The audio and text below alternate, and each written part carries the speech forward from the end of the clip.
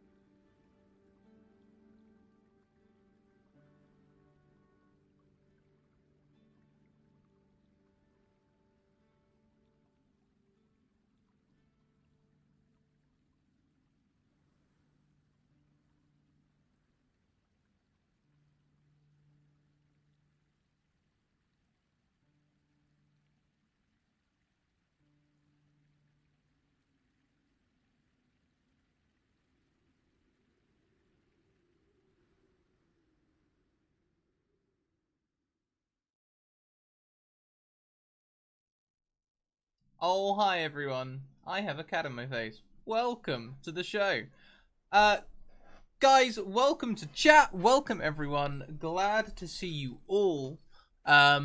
Today we're going to be running a game for a new DM. A new DM, she's very nervous. We're going to look after her today. It's going to be great. Let's see. So here are my social links. There's the Discord. If you're not in it already, you should be. It's a great community. We really look after each other. It's fantastic. We also have my Twitter there. If you guys want to get into a game, send me a DM on Twitter, and I will get us into a game. There's no easy as that. Just send me a DM, and I'll get you into a game. There's a bit of a backlog at the moment. I'm building up to the new season when we'll have 3 viewer games a week. So I'm currently building up towards that. But as the new season starts, I'll be getting through around 12 people a week. There will definitely be games for people. You're gonna be in. You'll get you in a game. And YouTube, I have. It's catching up. It's catching up. It is slowly. I'm moving at the moment, so I haven't got much time to process videos. But it is there. I also have a Patreon. If you guys would like to support me for as little as $1, you can do so there, and every dollar is very much appreciated. And also merch. I have merch, so you can find it at that space there. It's got things like my little booklet, which I can't find at the moment. My little booklet, which there it is, which has the logo on it, and it is just big enough for a 3-hour one shot. Perfect. And the other thing we have today is the tweet, which I should check, because every 10 retweets we will be doing a wild magic surge, and we're already at 4, so that's not too bad. Not too bad at all. 4.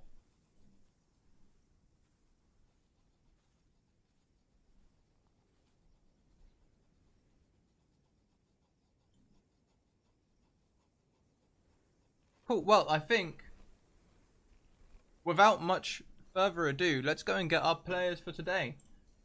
Good morning, players. You are live. Oh, hi. Hi, everybody. Hey. So, we welcome today G4 Gaming X, or Jillian as we know and love her. It's Jillian's first day DMing. Hi, Jillian. Hi. I'm so nervous, but I know I can do great. I believe in it. You're going to be fantastic. Absolutely grand. So why don't we go through the players first, and then we'll come back to you, Julian, and you can plunge us into a scene. So as we go round, guys, tell us a little bit about your character, tell us about yourself, and feel free to do a quick plug. We'll do a full plug at the end. So starting with me, I'm playing a character that I just rolled up called Brian. He's a farmer, gets a little bit Interesting guy. mad every now and again. He's a nice guy. He's a nice guy. He's a farmer. You know, he's pretty chill. Not very strong. Not very smart. But not smart. So next down the screen we have Will Knight. Oh hi. Hi. I'm Will. I'll be playing Caesar for today. Caesar is a cleric, pretty much self-taught. He wasn't smart enough to go to wizard school. He wasn't devoted enough to go to cleric school. So he was a line cook in a restaurant, and he made money, he bought books, and he read, and he taught himself, and he decided that, you know what, that wishing well, those guys seem to know what's what, and he went adventuring. Fair. Totally fair. Next down the screen we have Atomic Zero from Addicted to Loot. Hey, everybody. I'm Atomic Zero, one half of Addicted to Loot, and today I'm going to be playing a character called Bartholomew T. Sawyer. He's a tiefling bard. He's just traveling around trying to make all your dreams come true. All the reason why he's part of this wishing well company here. So hopefully we have some good laughing times. Almost guaranteed. Almost guaranteed. Brilliant. And last but most certainly not least, we have Emma of WebDM Show. Oh hi. Hi, how are you? It's nice to be here. Jillian, I'm so excited to be here while you DM. It's going to be great. I am Emma. I'm the communications director for WebDM, which means when you talk to us on Twitter, you're talking to me. Today, I am going to be playing Mario the Sorcerer. He was originally a guild artisan. He builds and repairs wishing wells, and then he fell down a few and had to learn how to take care of himself in the manky Underdark, and so he jumps on things and gets big and small and does things with fire occasionally. And yeah, I'm not gonna do the accent, but we're going there, you guys. It's happening. Yeah, happy to be here. Yay. And already Earthen Lady has redeemed give the DM an advantage. So you start off with an advantage. There's a couple of other things in there as well, but perfect. So yeah, you start the show with an advantage, which I'll just turn on now. So we hand it over to you, Jillian. All right.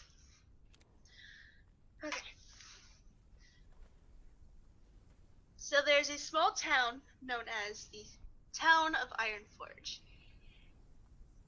And many things have happened in that town, but we're not going to get into it just yet. There is a guild known as the Wishing Well Guild. And after 2 years since its founding, it has gotten a very high reputation. Some people who have piqued their curiosities of many of their members who've done many heroic things in the lands, and some of whispers of mysterious rumors from the alleys of Waterdeep and even to some street marketplaces in Neverwinter. Many whispers, either good or bad, some truth, some rumors, no one really knows. But all things is connected to the guild. But now, let's see what curiosities piqued you. So, Bartholomew, tell me, what got you interested in joining the guild in the first place?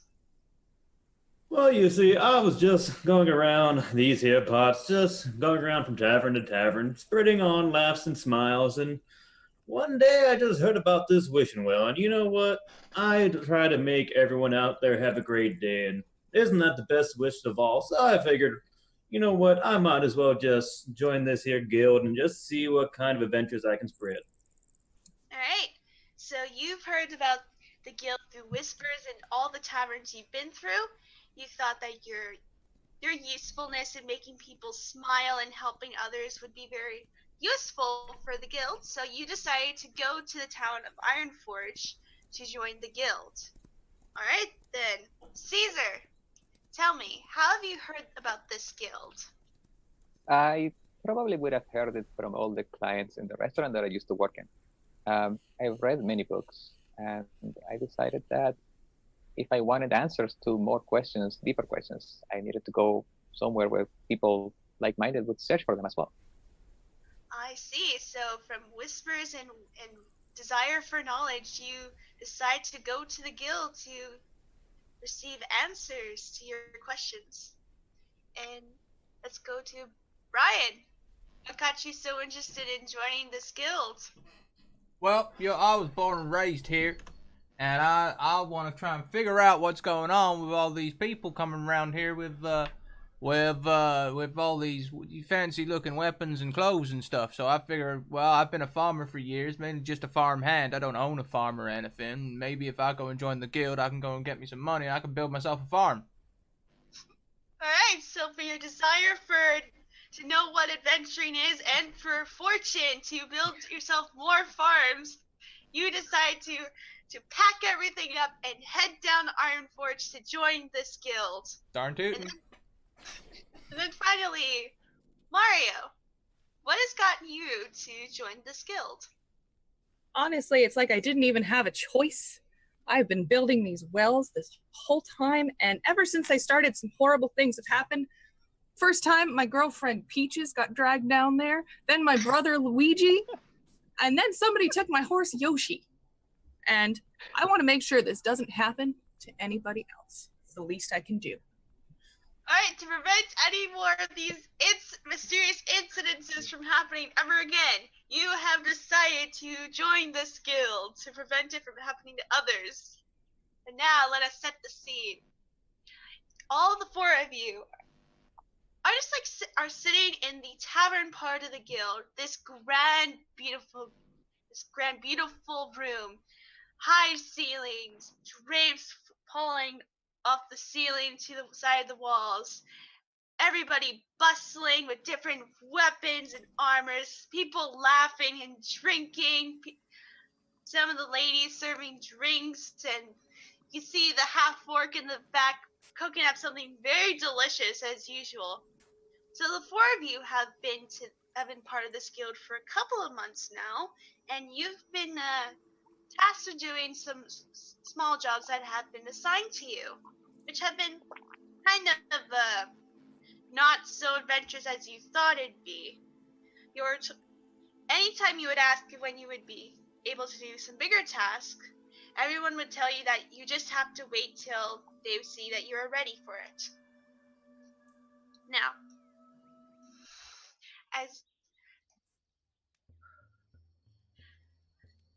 so you guys would be sitting in a certain table, having a drink and chatting. What will you guys be talking about? Why not Bobby? He's my brother. He's got 43 acres. He's probably the most successful of us. But I think when I get some money from some of these bigger gigs, I could probably have up to a 120-acre farm up there. And Why stop at 120? Why not go higher than that? well, I mean, I could do. I mean, I'd have to get some proper big equipment. I mean, 120. I'd have to start taking people on. I don't know how I could manage that myself. You'd have to dig at least 3 or 4 wells. Yeah, there's very many books about sustainability regarding farming. I could point you to some authors. I'd appreciate that. I tend to just take things as I go. I read pretty well. It's yeah, I'd appreciate that. It's Tell me, what about you guys? How come you're adventuring? I'm just gonna pull out my lute and start drumming down a little tune here, and well, I just kind of make my money through adventuring. You see, here I'm kind of what you'd call traveling minstrel. I just kind of play my tunes, sings my songs, and just collect stories wherever I go. This just seems to be where my life took me.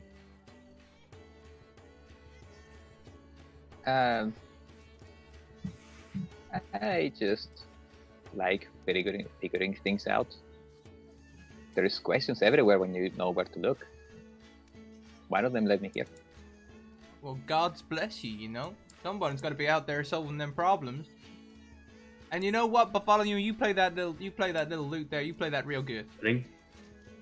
Well, thank you, sir. And as all this is happening, you're just like interrupted by 2 fists like slamming on the table, and a huge laughter just echoes through the hall.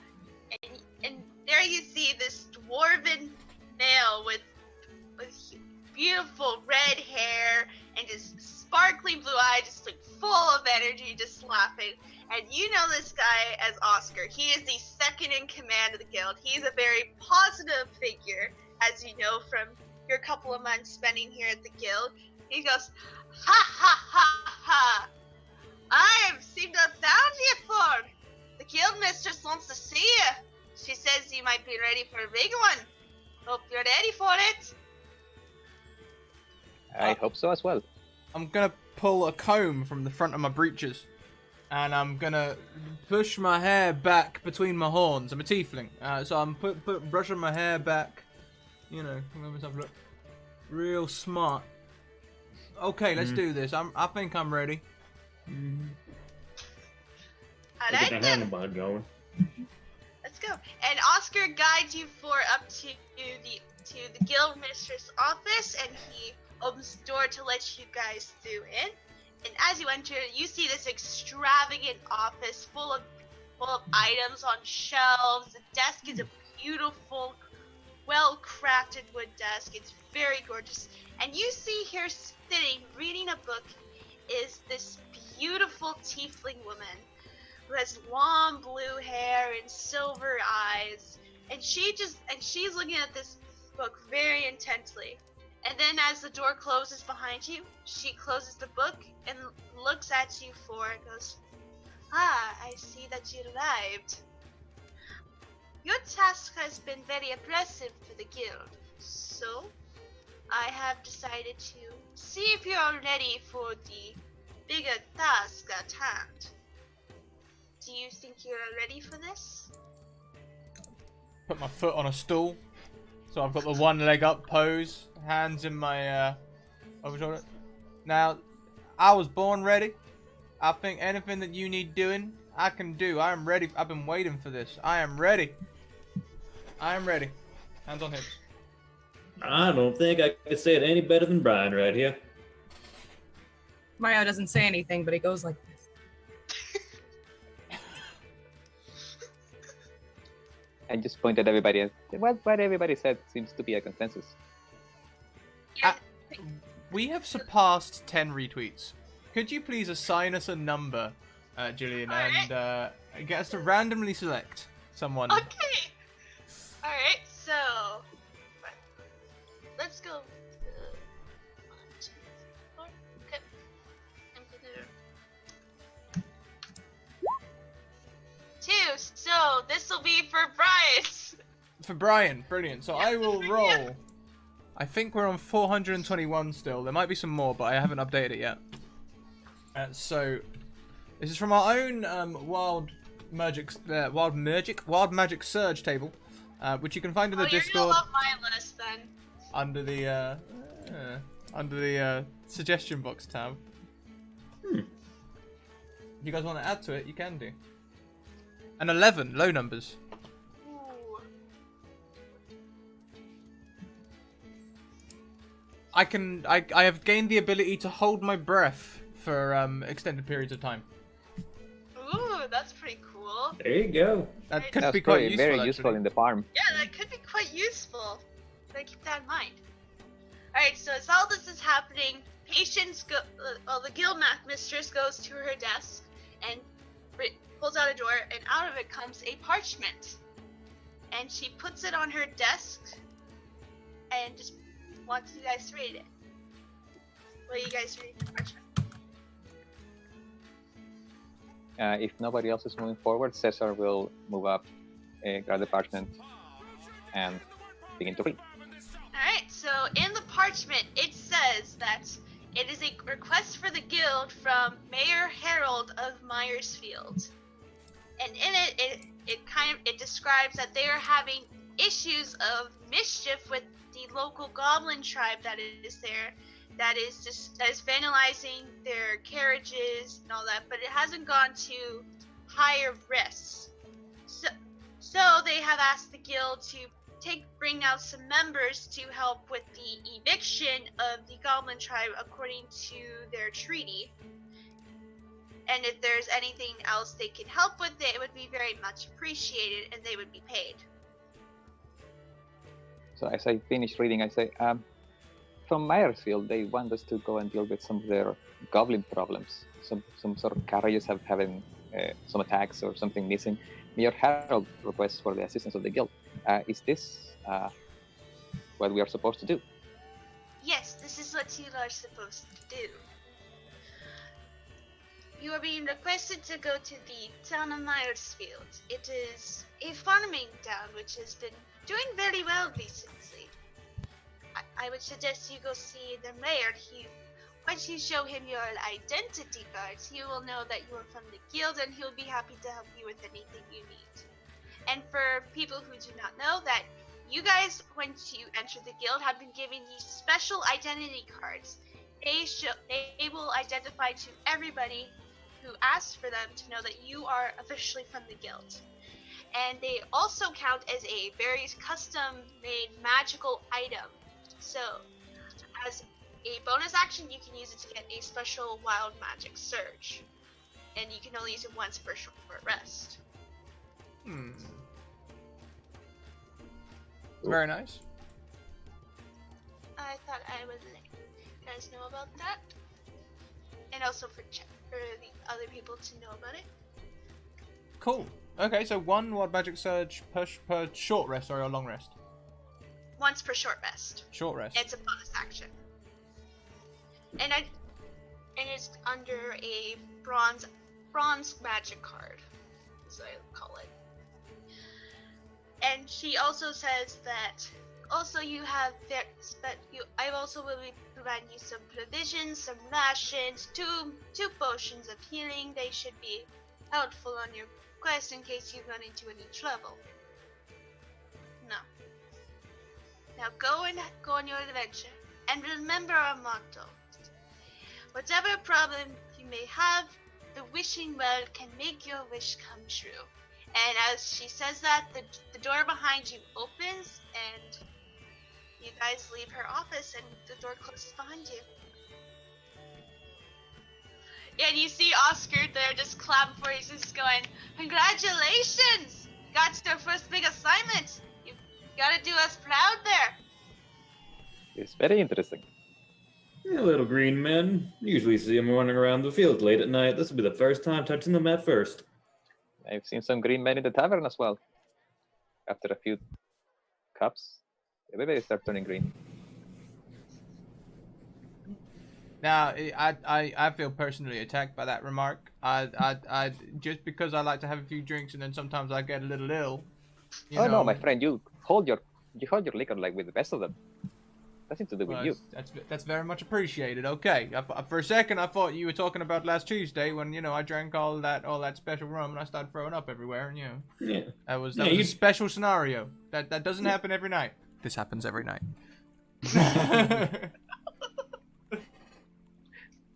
We're going to a farm. We're evicting some problem drinkers. Is that what you're saying? No, just it says that goblins, like they're just vandalizing some of the carriages for their farming equipment. Oh, that's different. Okay. Yeah, no drinking involved. Not this time. I cannot speak to the goblins' habits, but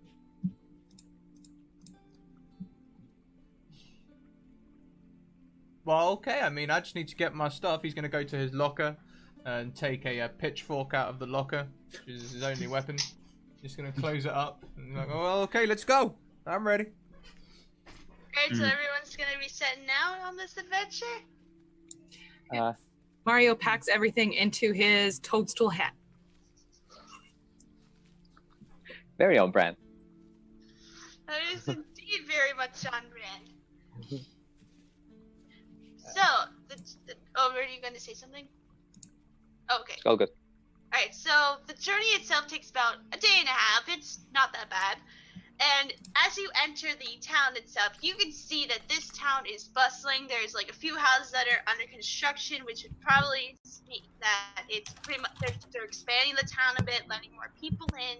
And you can see there's like set up marketplaces where where there's trade involved, and you can tell that this place is doing really well. Like there are people everywhere just being happy, they're laughing. And you see some of them going to this tavern known as the Drunken Moose, where you can hear people laughing, having a good time. And you can see kind of in the center of town, there is a kind of a little more extravagant house than the rest of it. And you could and anyone could tell that that's probably where the mayor is at this point. As we make our way through here, Mario is going to he's going to produce some business cards that say Mario Plumber, and he's going to leave them at every house. And just might remark to you guys, like, they clearly don't have the infrastructure to handle all this right now. They've grown so quickly. Looking for some side business outside of the guild there, Mario? There might not always be goblins to clean up. You never know. Gotta save your girlfriend every other week. Yeah, it sounds like she gets into a whole lot of trouble. Well, she can get herself out of it most of the time. Cesar's gonna take the scroll and give it to Bartholomew, as he seems to be the most outspoken. And here, for when we meet with the mayor, you should have this. Well, thank you kindly there, Caesar. So, I guess we're gonna go up to that house. Go up to the house, go up to the door and give it a nice, healthy, knocking. Alright, so as you knock on the door is immediately opened by someone that's kind of like a little, like not so fancy as someone like a noble, but kind of fancy enough to look like...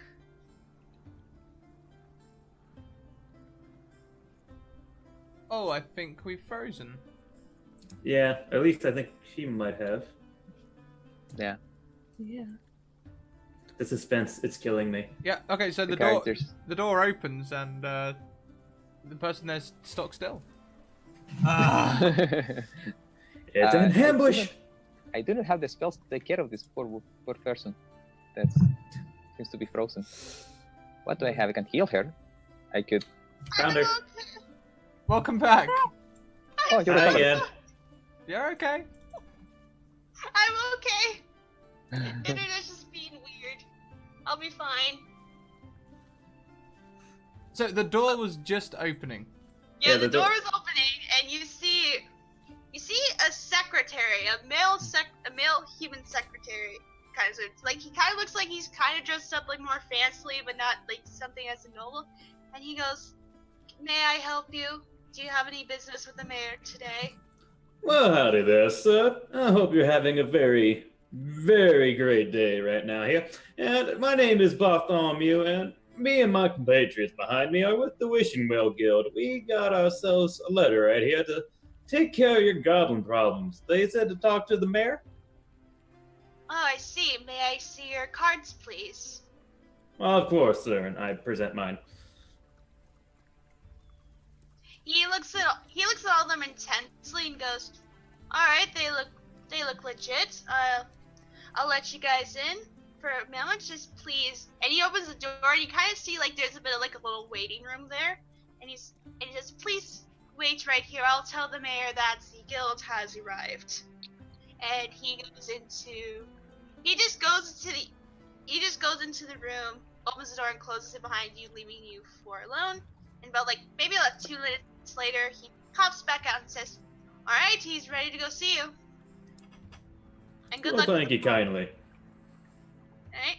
And as you go in, you see this very nice office. It's not as extravagant as the guildmistress's office, but it's still very nice. It's still nice. It has like nice bookcases everywhere. And you see this male human, mid to late 40s, has a bit of like gray hairs kind of popping up. A little stressed. Seems very nervous and stressed. And as he sees you enter, he goes, "Oh, I'm so glad you four are here. Oh, this has been a very stressful few weeks." Well, sir, as you might well know, we're here from the Wishing Well, trying to make all your dreams come true. So, what can we be of service here today? Well, as you know from the parchment that the guildmistress has given you, we've been having some trouble with the local goblin tribe. When the town was founded, we've made a trading treaty with them, and part of the treaty says that if something happens where both our worlds are kind of being invaded, we would have to force one another to be evicted. But I feel like there is more to it. They've never been like this before, the tribe. They've always been very kind. They've always given us they've always been very good at hunting, so the trade between giving us some baked goods for their game has been very helpful to our town. I just feel very sad that they would have to come this way. So I'd like to ask you personally that if you guys can figure out why the goblins have started making this mischief in the first place, and if there's any way you could have them stop from doing this before anything else gets worse, I'd be very appreciated. Well, of course, we'll be more than happy to look into that for you. You said before that you kind of had an arrangement with the goblins? Yes, a trading treaty. Yeah, and what were the details of that? You sent them baked goods and they sent you what? Game, like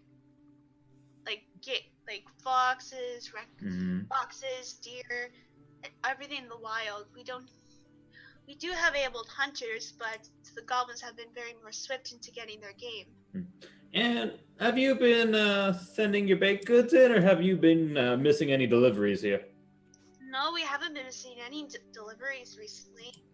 They just started acting up one day. We haven't missed a single trading day since the treaty was enacted.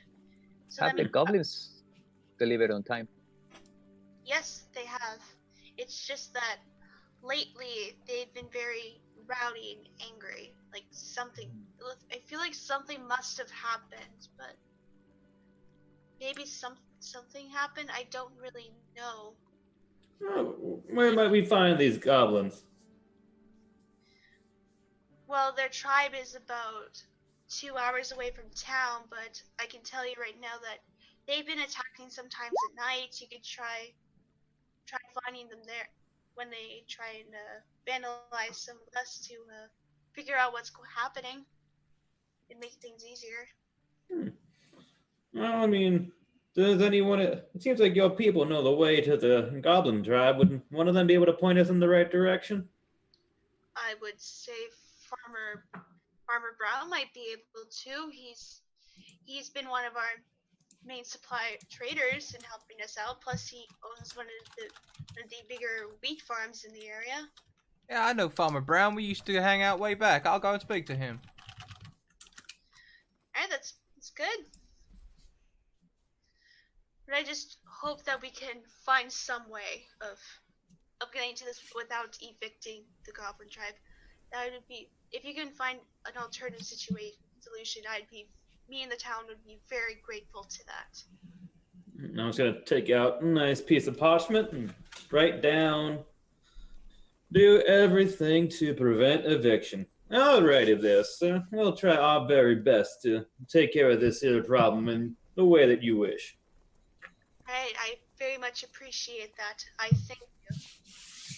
And as this is happening, I have retroactive insight when he was saying, "No, we did all of our thing. I don't know what's wrong with that." I roll a 13. oh, okay. Oh, you're rolling insight? Okay. Let me see. Like, you could tell that he's being pretty honest. He's telling the truth. You could tell telling the truth, but there's also, you'll see some slight concern in him as well, that this is affecting the trade very badly, or like it could be, but the concern also could be pointed somewhere else. You can't really tell. Cool. Right, so is there anything else you guys want to do? Ask the mayor anything? That's all my questions. Alright. Bartholomew's a real strong talker. I think I'm good. Mario, you got anything? I think I'm good. I do want to give you this quick thing. Just keep it in your back pocket and roll Dex if you need it. I give him a business card. As you can see, so the Wishing Guild provides many sorts of services, as you can tell outside of your goblin problem. Mario is he's a very active plumber. I also do mundane wealth. Yeah. Wishing wells and mundane wells. It's everything. Full package. He looks at the card and just goes, okay, I see. And he puts the card on his desk that he's gonna try and look at later.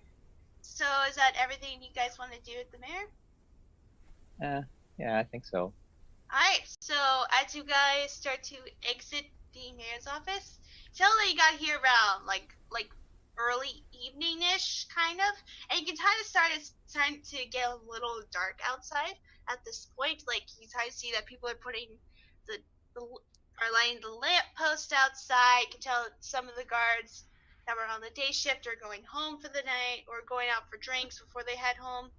And I want everybody to please roll me a perception check. I most certainly can.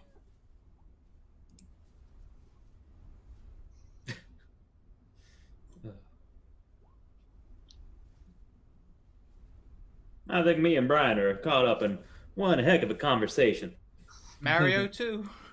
Yeah, so Bartholomew, Brian, and Mara, you kind of don't really notice anything. You're too distracted by how really nice the town square is and everything. You're seeing all the cards going everywhere. And for Caesar, you think on the corner of your eye that you thought you've heard something, like something just scrambling on the rooftop. You don't really know for sure. Who could I? Now, Mario, if you see here, why would you go ahead and put your goddamn plumbing card down there on the mayor's desk? We are not here to try to sell any one of this here plumbing. We're trying to solve goblins, not plumbing, goblins. Green things, not brown things. Do you get it? For any future purposes, I just wanted to make sure. Mm-hmm. You might as well just have Brian right here go out and offer his hay services. Sure. Hey, now, I'll have you know I'm a livestock farmer. I resent that remark. Why are you using a pitchfork? Do you pitchfork your livestock? They're probably unhappy with you. This is an official weapon which I took up to come and join the guild. Okay, it may fit my aesthetic and make me look like a hay farmer, It's like Well, farm if we Aquaman. get attacked by any wild weeds, I'll be sure to put you in front of me. I'm feeling awful Mm. defensive right now. Besides, what do you reckon livestock eat? Hey! Mhm. Well, sir, I would say Hey, you what? do have a point there. I'm not even talking to you right now. That was terrible. That was the worst joke. You're just sad you didn't think about it yourself. Mm-hmm. But perhaps. Coming down right here. As this is going on, I am going to cast guidance on Mario, and as I touch your shoulder, to say, "Can't you see any movement on top of the rooftops? I thought I caught something, but I'm not entirely sure." Okay, I will check it out. All right, you can roll me another perception check with that guidance. All right. Oh, with that 18 with the guidance, yeah, you definitely see something. Like you for Caesar, you didn't see it at first, but now with Mario that you caught your attention to the rooftops, you kind of see two tiny humanoid figures racing across some of the rooftops in the town. Oh, Mario will take his plumber gloved hand out and point at it and say, "Do you see it? Do you see? Right up there, they're running around. What do they just look like? Humanoids? Are they small? Like They're small. yeah? Yeah, they're not tall. They are small. Okay, they're like me then. In that case, yes. He is going to point it out to everybody. Look, running, and Mario's going to take off running. Yeah, and as Mario, you guys see that Mario's pointing at these two tiny humanoid creatures just running across the rooftops, and Mario goes chasing after them. What do you guys do? I probably take off running as well because there are goblins in town, and that's the problem we came to solve. So I follow Mario. Everybody just started running. I suppose we should run too. I mean, we were having a conversation. I don't know about you, but it's a little late in the day to start running. And Bartholomew, he doesn't rush anyway. You know what I'm saying? I feel that. I tell you what, if they're running that way, why don't we just circle around and meet them around the other side of the houses or something? That'll probably work out just fine. That sounds pretty good. That's probably gonna be some children. You know how they get back when you were young. You know how these children sung. All right, then I want everybody to roll me an athletics Looks like check we got a new as you guys friend. are chasing after these tiny humanoids.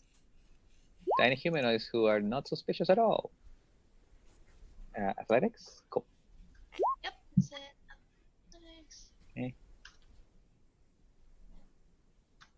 Everybody, go ahead. I will be right back. I will be right ahead of you, behind you. Okay, so Bartholomew and Brian, you decide to go a different way and go in front of the go like on the other side to catch up with these tiny humanoids as they are hopping down from the rooftops and running in the streets to try and catch you off. And and you guys see, and as you guys are like in front of them, you see the two humanoids stop in their place and are trying to go through a different alleyway. And from what you can tell from like a nearby street light, these two tiny humanoids are definitely goblins. I think we. What are you gonna do as you see these?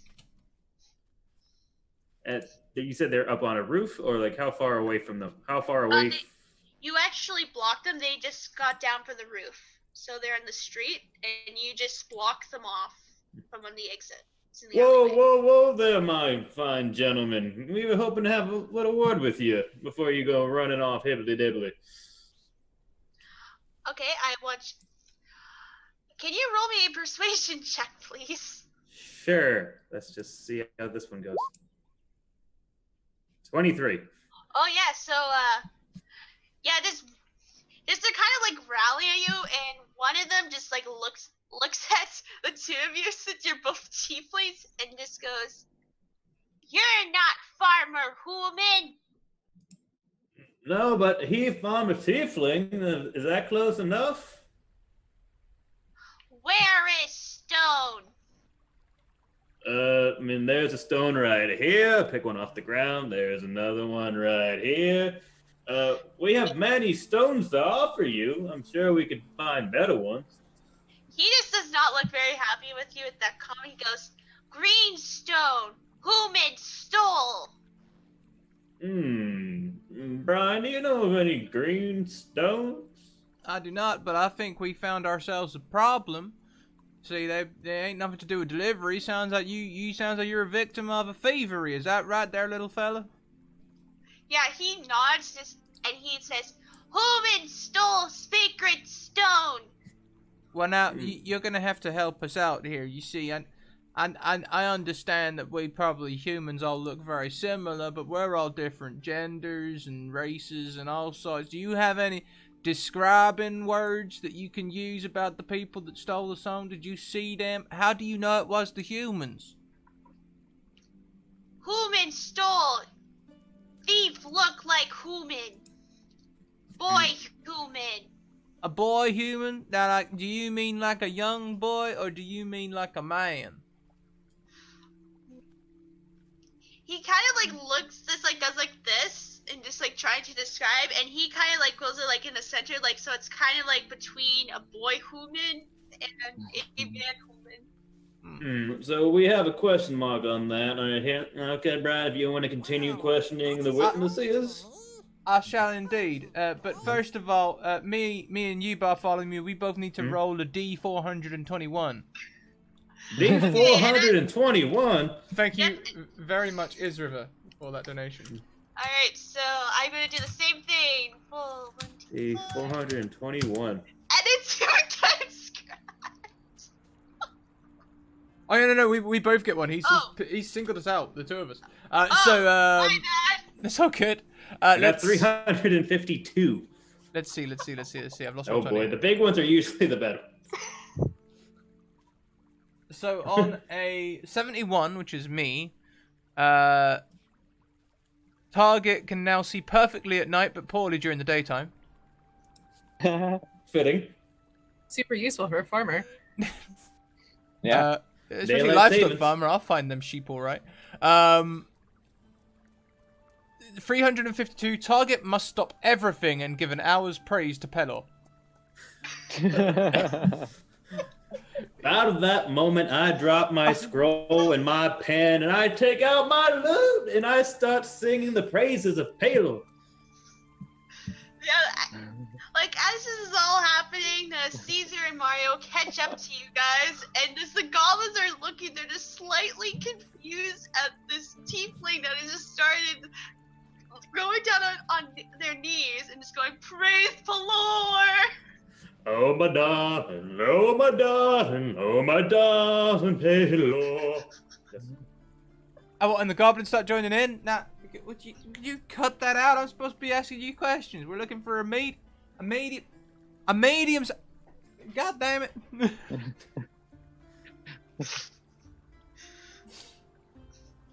Well, okay, I'm gonna pick up one of the goblins. I'm just gonna pick him up. Now, listen here, you.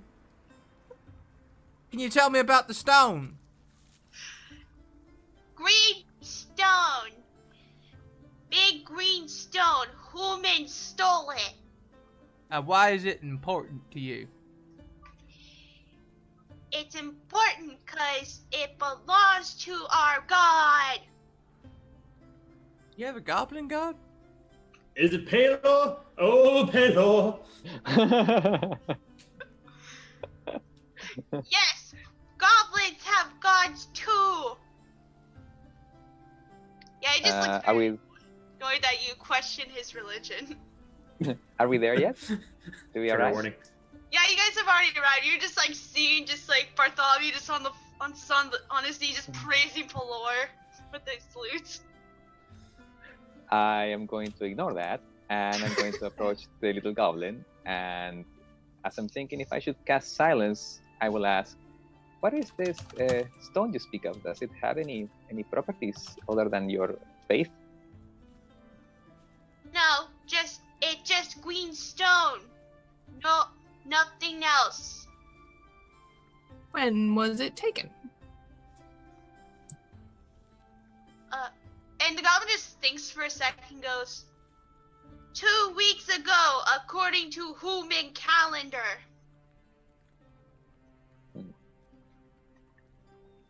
And the growth spurt of the city has been going on from more than 2 weeks. Can you repeat that? I'm sorry. The growth spurt of the city has been going on for more than 2 weeks. Yeah, it doesn't look like it has anything to do with the growth Okay. spurt, the growth of the city. It's pretty much just because of a bustling economy. Cool. Well, I do have proficiency with painter's tools. Could I do a police sketch if the goblin describes the human to me? All right. So the goblin goes like on a. It's like he kind of says it's between a boy human and a man human, and just goes like in the like it's a middle human. He doesn't know the difference. Okay, I'm not gonna get anything from this. Okay, I But- put my stuff away. Oh, you know that it's not a boy or it's not a man. It's just somewhere in the middle. Yeah, okay. Like from you could think it could possibly be like a teenager. You don't really know. Well, why didn't you tell anybody? If they did, I mean, I assume, goblins, you might steal things all the time. It doesn't mean that all of you are complicit. You should just tell us. We'll help you out. We did not think of that. We thought mischief would get humans' attention to speak to us. Mm, I see the logic. Well, yeah. you want the stone back. Yes. And if we get you the stone back, you'll start working with the humans again. Yes. And punish human that stole stone. Oh, what does that mean to you? Don't know. Human responsible for that. They're just basically putting the responsibility of punishing the person that stole to the humans. So Well, we could prepare a meeting for them with the mayor. If we saw the mayor, he wants to solve this. If they have a grievance, we could bring their grievance to the mayor. They do have a treaty. You know, mate, who signed some lead on this predicament? Paylor. Uh-huh.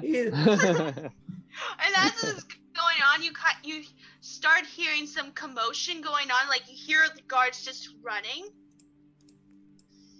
Like they're just screaming, "Something happened to Farmer Brown!" And they just run over towards. They're just running. You hear all this commotion happening, and the goblins just look around and just go, "If you find stone, we be outside town." And they just go, and the two go running off. Well, something seems to have happened to Farmer Brown. Do you know this Farmer Brian? Well, I mean, we used to hang out way back. I mean, he's got a lot of ears. Got a lot of ears, a week. Like, okay. I was gonna ask you if there's too many ears. Maybe I could do something about that. But it's farming. That's okay. Yeah. He's got fields and fields of them. He's one of the bigger farmers around here. I didn't think him to be much of a thief, though. I mean, we should go and ask him some questions, I guess.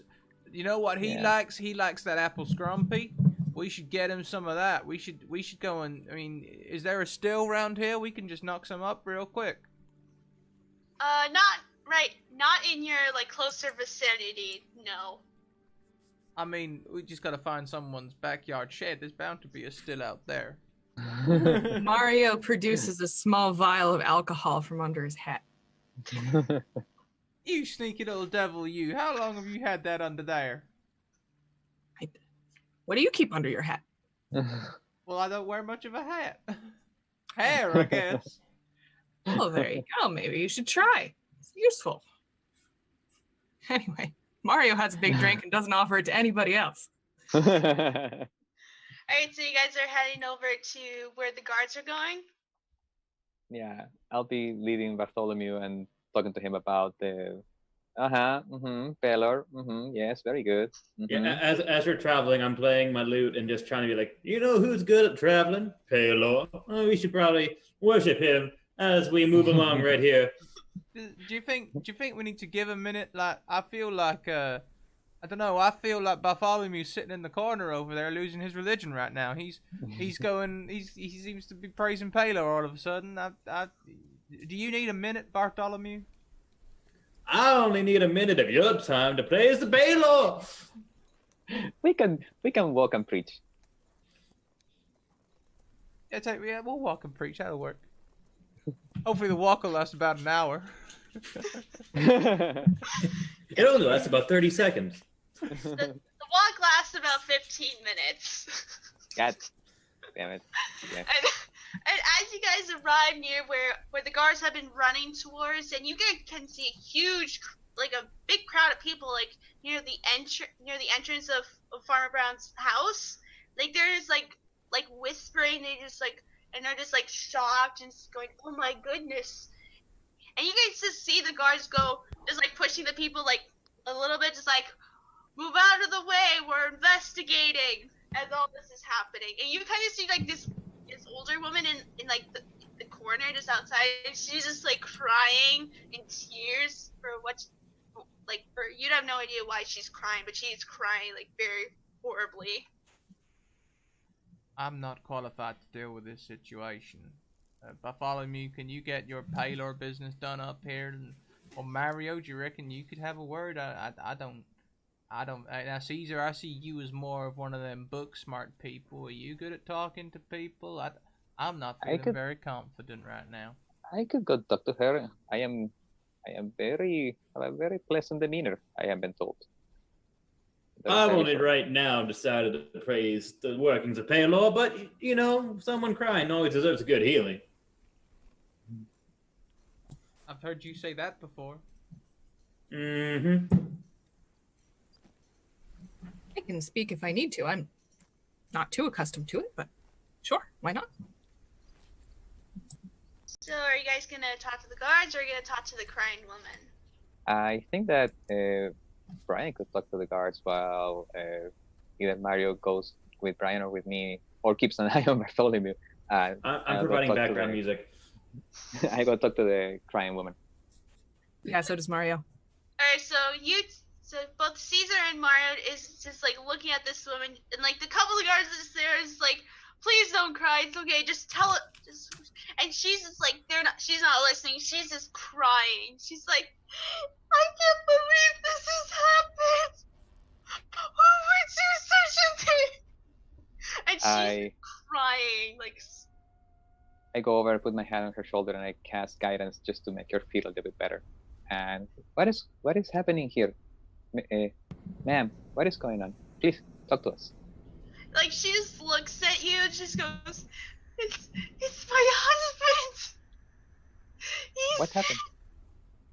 She just points over to the nearby window, and one of the guards just looks at you and says like, "Oi, you're from the guild, aren't you? The mayor told us about you. You're free to go inside and look around if it's part of your assignment here. We'll handle things with her." Very good. And they're just gonna attempt to try and keep comforting her. Like you can tell that she is like in shock and just very upset.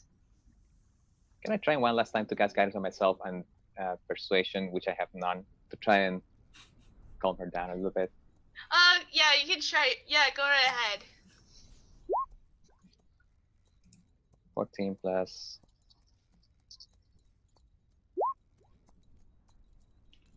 15. 15. Yeah, you're able to calm her down just a bit to like where she's just like softly from horrible crying to softly crying. Like she's not crying as much, but just she's still very upset by the fact that something has happened in that house. Mario will try. He can't reach her shoulder, so he's going to cast his mage hand and have that lightly pat her on the shoulder and give her some He's support. very creeped out about that. It's a really friendly gloved hand. And Mario is actually very good at persuading people. So he's going to say, I'm not quite sure what to say. It's me, Mario.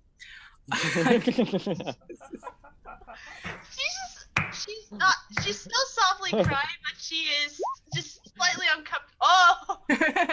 Crit. Oh my goodness. Yeah, with that crit, she just kind of she calms down. She comes out to the best of her abilities in the situation and just goes, and she looks over there and says, like, I need to sit down. I just need to sit down and I'll answer any questions you have. I just can't look at the house right now. And they agree, and it's like, and the guard looks at you like, thanks for calming her down. We'll handle things here. You guys do whatever you need to do. And they go off into probably to a bench nearby or something to try and question her about what has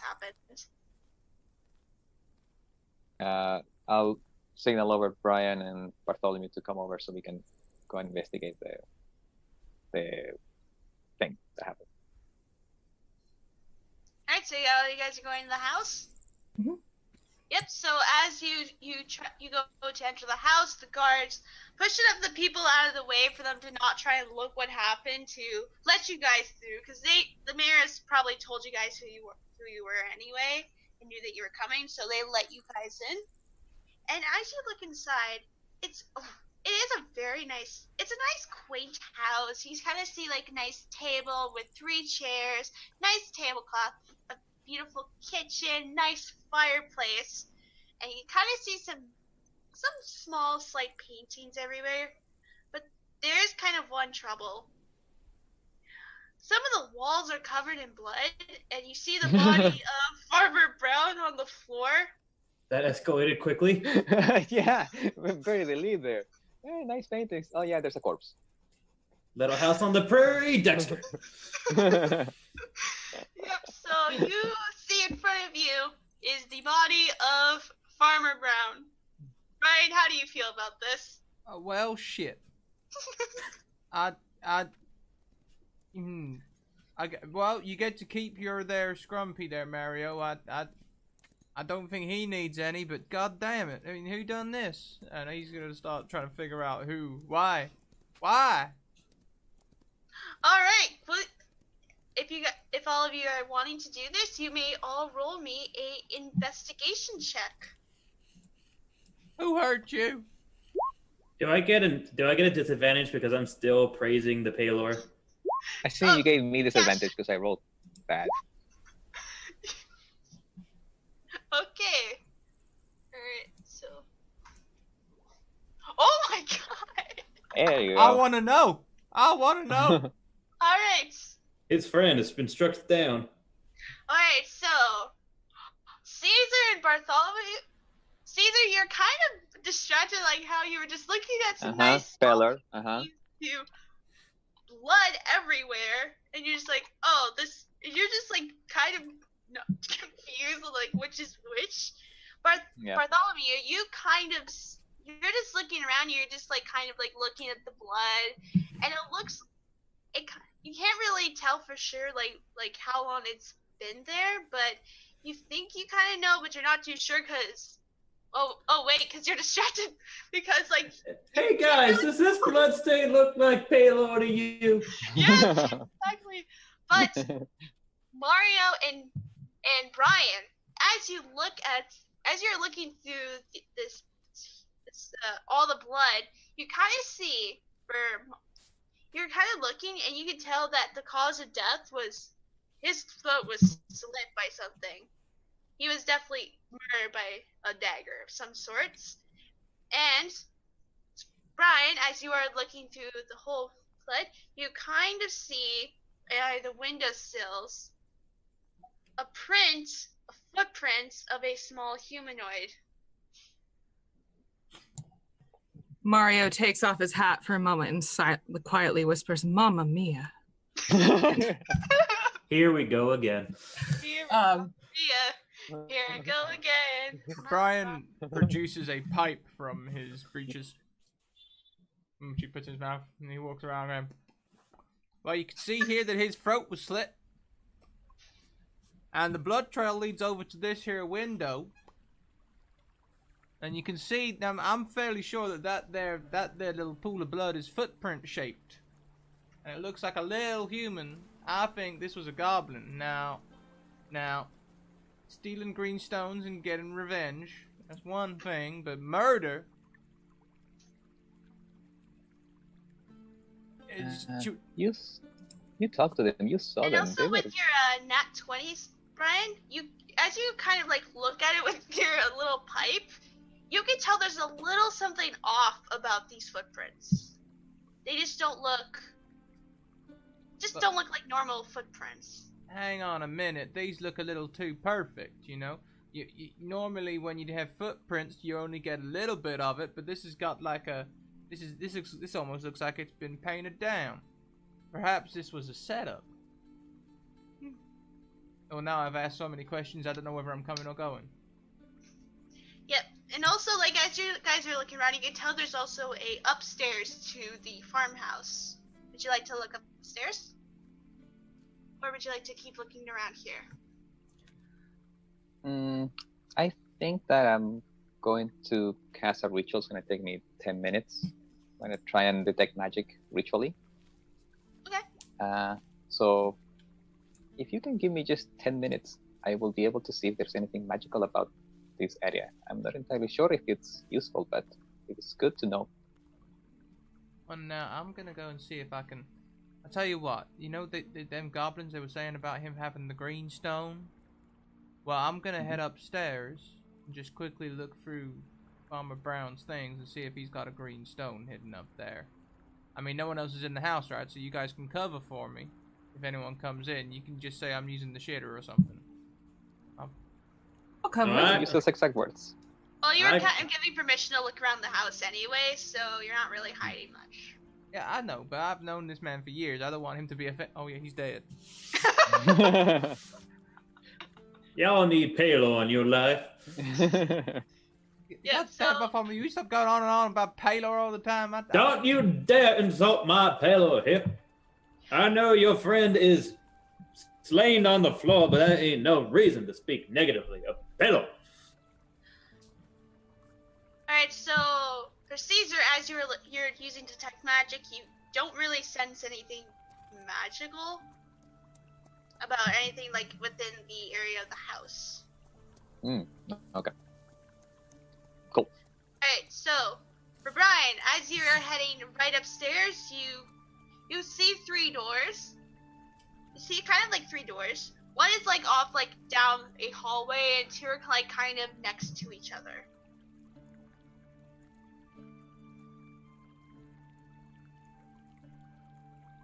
I mean, well, now, which one leads to his main room where he might keep his personal belongings? I'm looking for like his personal footlocker, maybe at the end of his bed or something like that.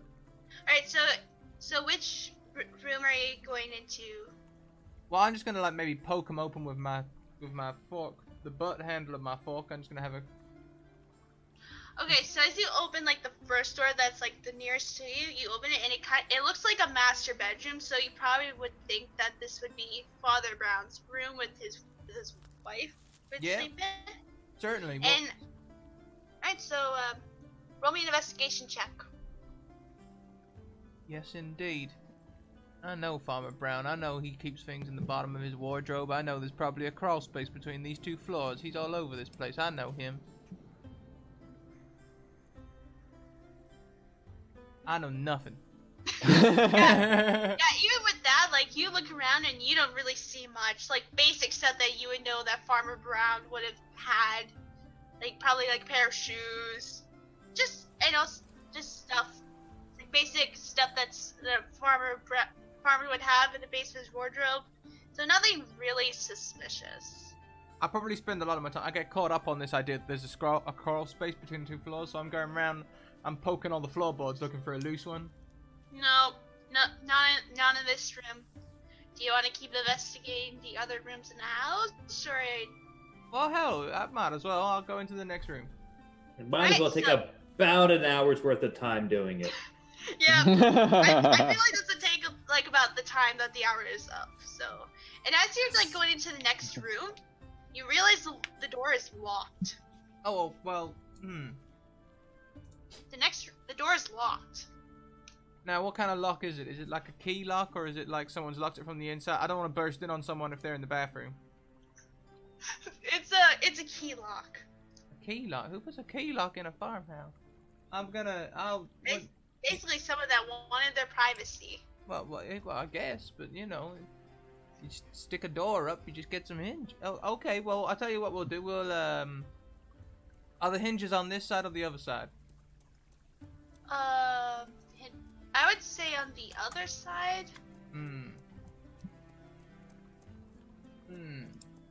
I mean, does it feel like if I kick it, it might come away? Yeah, like if you kick the door down, it would, like with a good enough strength roll. Well, did you want to try something with your thaumaturgy? I was looking for these unlocked doors.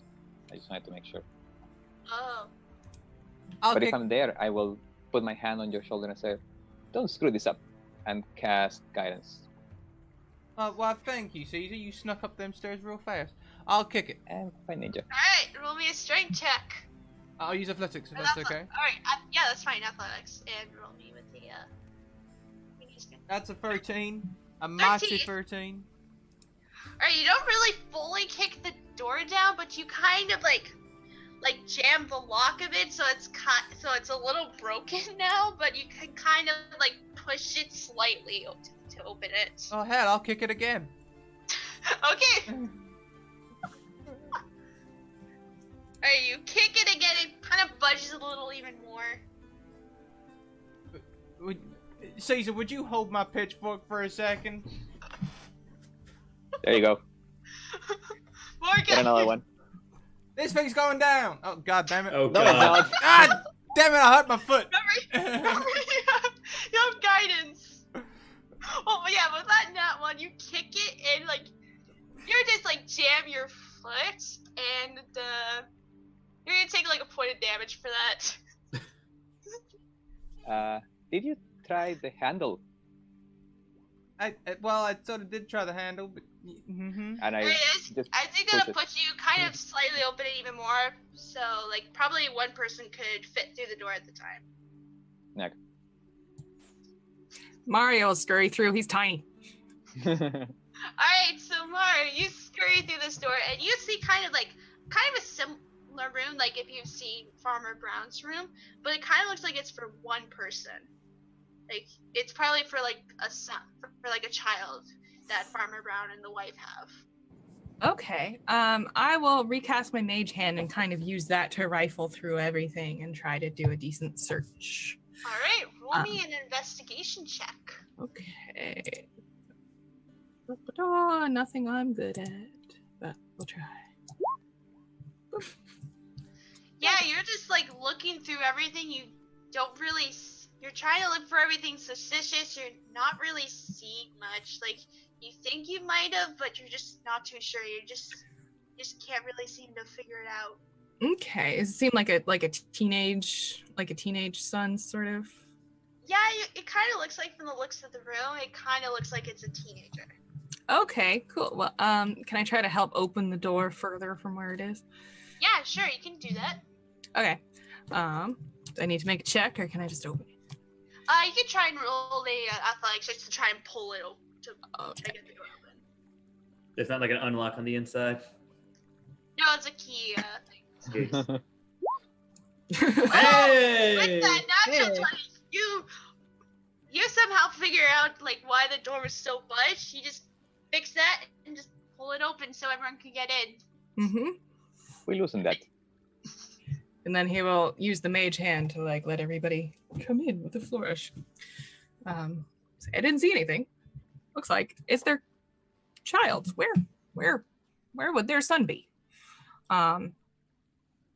He's done with the room. He's gonna march out to the mom, I think, probably at this point. but you guys should look around because I didn't find anything. Alright, so Yeah. Caesar and Brian, if you want, you can roll me another investigation check of the room. I'm gonna give myself guidance by thinking on a grid, looking on a grid. Don't get lost looking for things. 13. 13? Yeah, you're just looking around the room as well. You're not really finding. You're just saying like you think you found something, but you just really can't. It's like clean. You don't really know for sure. Okay. You think you found something. Ryan, are you gonna- gonna roll me an investigation check as well, or? No, I'm just gonna sit out here and nurse my toe. God I damn You it. know, That's spread the Paylor die. can help with that toe you got right there. Oh, you still going on and on about Paylor? God damn it! She is the patron saint of toe healing, don't you know? You just made that up. I did no such thing, sir. How dare you question my morals? Yeah, it doesn't really help. Every bard is known for complete honesty, truthfulness, forthrightness.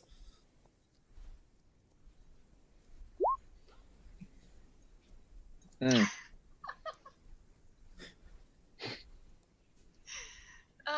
Oh don't. boy. I kind of don't know what to say to that. You can tell that he's just spouting something. You don't really know what's happening, but you can kind of tell that it's probably gonna end soon. Just like as you're just like as Bartholomew, as you're just starting to go praise the Lord, da da da da da, and 3, 2, 1, it's you just like feel. Now what the hell was that all about? That son of a... You all see that? I think this pale... Oh, this is what this here witchy woman, she come down here, she pulled me like a puppet. This is terrible. Taylor works in mysterious ways. That woman, I call you mysterious. Bless her heart. This is terrible. Yeah, you just see Caesar in the room trying to look through this person's room, and then you see Brian just like nursing his toe, which he jammed in the door. What the hell you do to your toe, Brian? I was kicking down that there door and I got it stuck. You were right. Why there. would you kick it? It looks open. You know, there are times when I question why I hang around with you. You always give me a hard time, and here I am, an injured man, and you telling me about the door being open after I pretty much kicked it open. Well, I'm just saying, it seems weird to hurt your toe on an open door. Is there anything you want to do right now, Bartholomew? Nope, I'm just kind of like shaking out the cobwebs and just trying to like recollect myself. Okay, so I'm gonna go down to Mario. So Mario, you go over to where the guards are talking to the mother, and the guards see you just like, so how's it going in there? Well, we're looking around. It's going okie dokie. We are looking for your son, though. I think it's your son. Is he around? Yeah, I haven't seen my son since this morning. He hasn't returned here, and it's already after dark. Oh, I'm so worried about him. I hope he didn't get killed too. Oh, I'm sorry. I'm sure he's fine. How old is he? He's about 16, 17. They run out all the time. I'm sure he's just fine. Now tell me, what happened? Did you just walk in and find that, or? Well, my husband was he was working today, and I had some errands in the market. I left this afternoon, and I got home after sunset, and I found him that way. Oh, I'm so sorry to hear that. I'm wondering, do you know Farmer Brown have anything to do with goblins? Ever? Well, he's been helping in the trading, but he would sometimes take Percival with him. Percival, is that your son? Yes, that's my son's name, Percival. Very interesting. Seems like we need to find your son.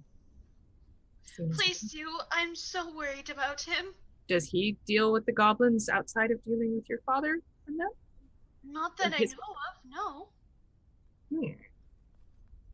Well, I'm sure we can think a little bit. I have somebody who I think can talk to you if he's done jabbering about Paylor.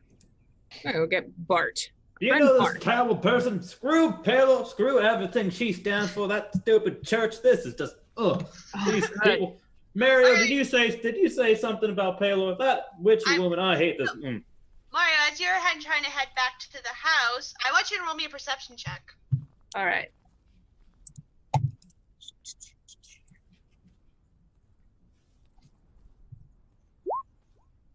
Okay, with that 18, you hear some rustling from a nearby bush, and you see this dark figure running towards a nearby barn house. A dark figure. Yes. All right.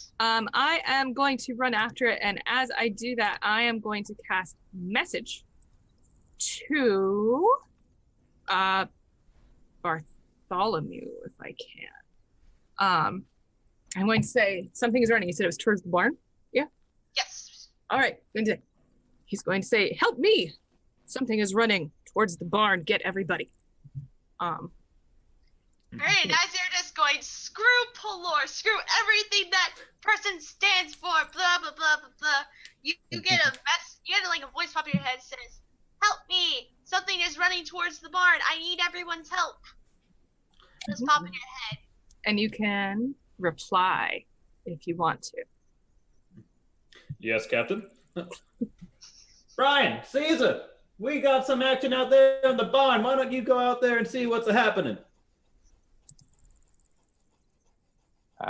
Sounds fair. I will cast guidance on. Don't Ryan forget as your well, walking by the door, pitchfork. There might be some rowdy hay out there. just in case the door attacks again. Yeah, let us go. Yeah, the door's fine by now. So all of you guys are running towards the barn, and you see Mario just looking around the barn. Mario, I want you to first roll me a perception check, since you are the first person to arrive at the barn. Okie dokie. Oi. Yeah, you look in the barn. It's a big barn with like a lot of hay in it, probably to feed some of the livestock there. But you look around, you really can't see anything. You know this person was running towards the barn. Could have been anywhere, but you don't really know.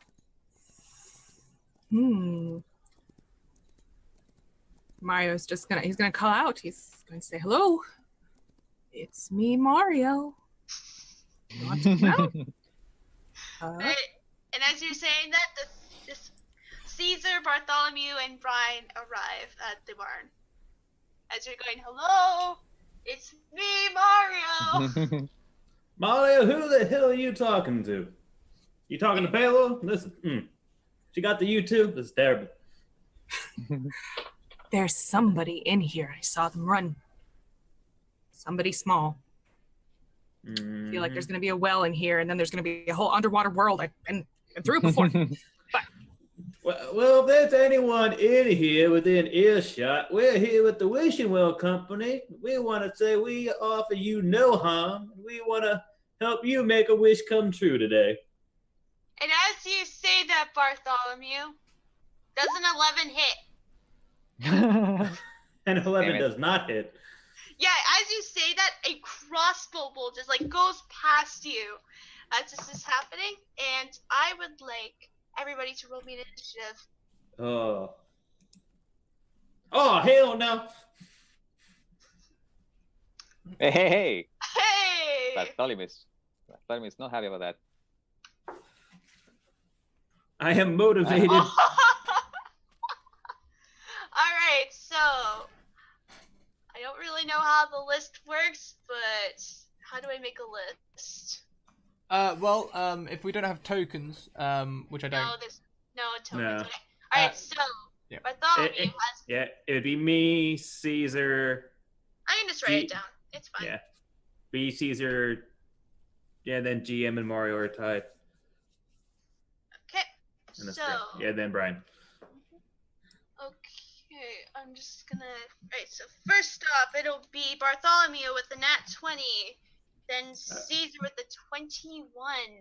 So did I see where the bolt came from? Yes, you did. It was somewhere in that hay. Is this just like a giant haystack or? Yeah, it's like a giant haystack. It's like a needle in a freaking haystack in there. Okay. 1 second. I just want to. Luckily, we have Brian. Yeah. Luckily. Okay. I want to.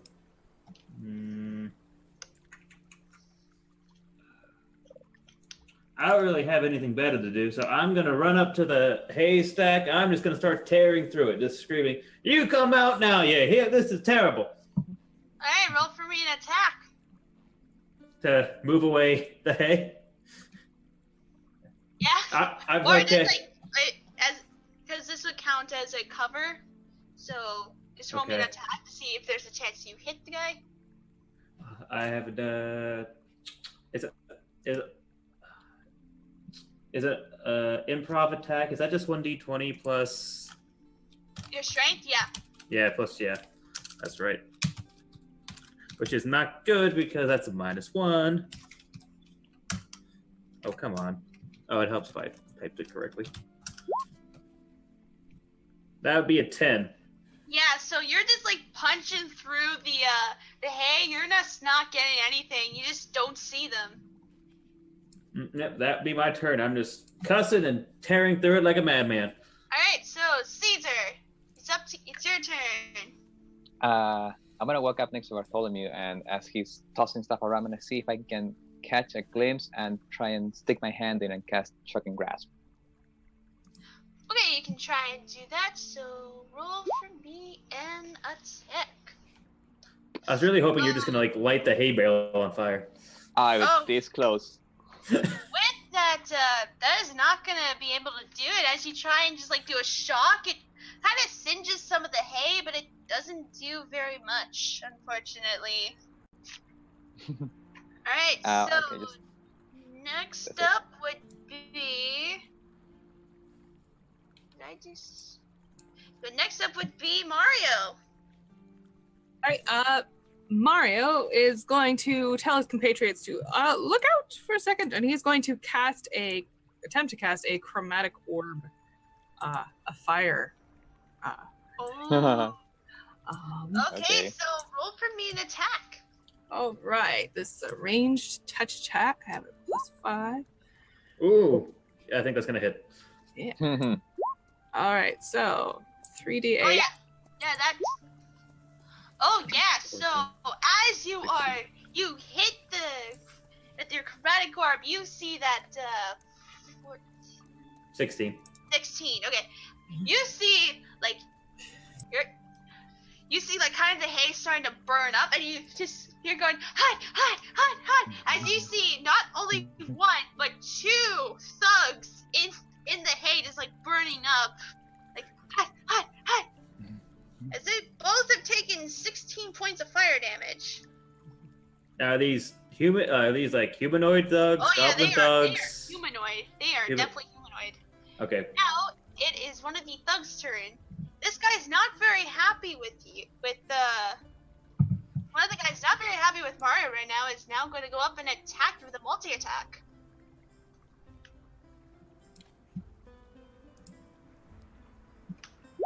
Does a 15 hit? Oh, wait, that's a +4, so that's a 19. His stuff. Is it hitting? 19. Does a 19 hit? Me? Yep. Yeah, you. Yes.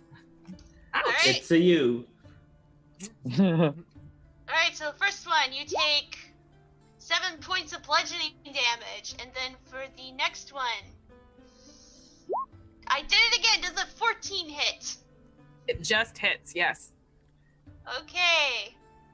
You take another 3 damage as you're getting whacked by this one thug. He's not very pleased with you right now. Jumping right on my head. It's so rude. Now you know Yes. how it feels. Alright, so next up would be Brian. What are you gonna do? There's 2 thugs in this farmhouse. Well, one of them's just walked up and started beating on Mario, so I think I'll just try and... Are we upstairs right now? I think No, we're you're in the barn. we're in a barn. You're in a barn. But, I mean, we're not in the hayloft. No, you're not in the hayloft. Oh, I'm not going to pitch him off the hayloft then. I'll just go and poke him with my fork. Alright. Well, both of them are exposed, so they have no cover. But so you know what? I'm going to get pretty angry about this first. I'm going to... I'm darn tootin', I'm mad. I'm going to run up, I'm going to poke him with all my rage. Alright. A 15 is definitely going to hit. Roll me some damage. 6 damage on on the guy hitting Mario then? Or the other one? Interesting, there should have been an extra 2 rage damage on that. Oh, so it's an 8 then. Yeah, Okay. yeah, the one hitting Mario. I'm just going to go and poke him. Hey, you stop that. Alright. So it's 8 damage. Okay. So that would be another. Yeah, this guy's not looking too great right now because he's been burned. Well, you know what? I'm going to go into a bit of a frenzy, Oh my god! and I'm going to hit him again. Okay. Except I got a bit too mad. Have you rolled in that one? As you're just like swinging at this guy, you hit him the first time, you go in a frenzy, and as you try, you accidentally stick the pitchfork on the ground, and it is a little stuck there. Can I put it free? Not. You can try on your next turn, but now it's time for the other thug's turn. He sees that Caesar is in front of him, so he's going to multi-attack him.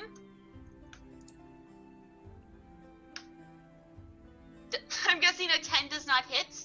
Nope. Alright, so he swings and a miss. Does a Caesar 14 is- hit? Caesar is too slippery. He cannot hit me. I weave and I bob. Nope. He tries it, attacks you, but it's not really looking too great right now. Very rude. Very rude. Alright, so now we go to the top of the round. It's gonna be Bartholomew. The one that just hopped out of the stack and is trying to attack Caesar. I'm gonna look him, try to get his attention, look him dead in the eye, and be like, "What do you call a happy cowboy?" And I'm gonna go, "A jolly rancher," and I'm gonna cast hideous laughter on him. Alright, that will be a wisdom saving throw. Raise him 14. Nope, and he fails, and he starts laughing his butt off. And he is considered prone.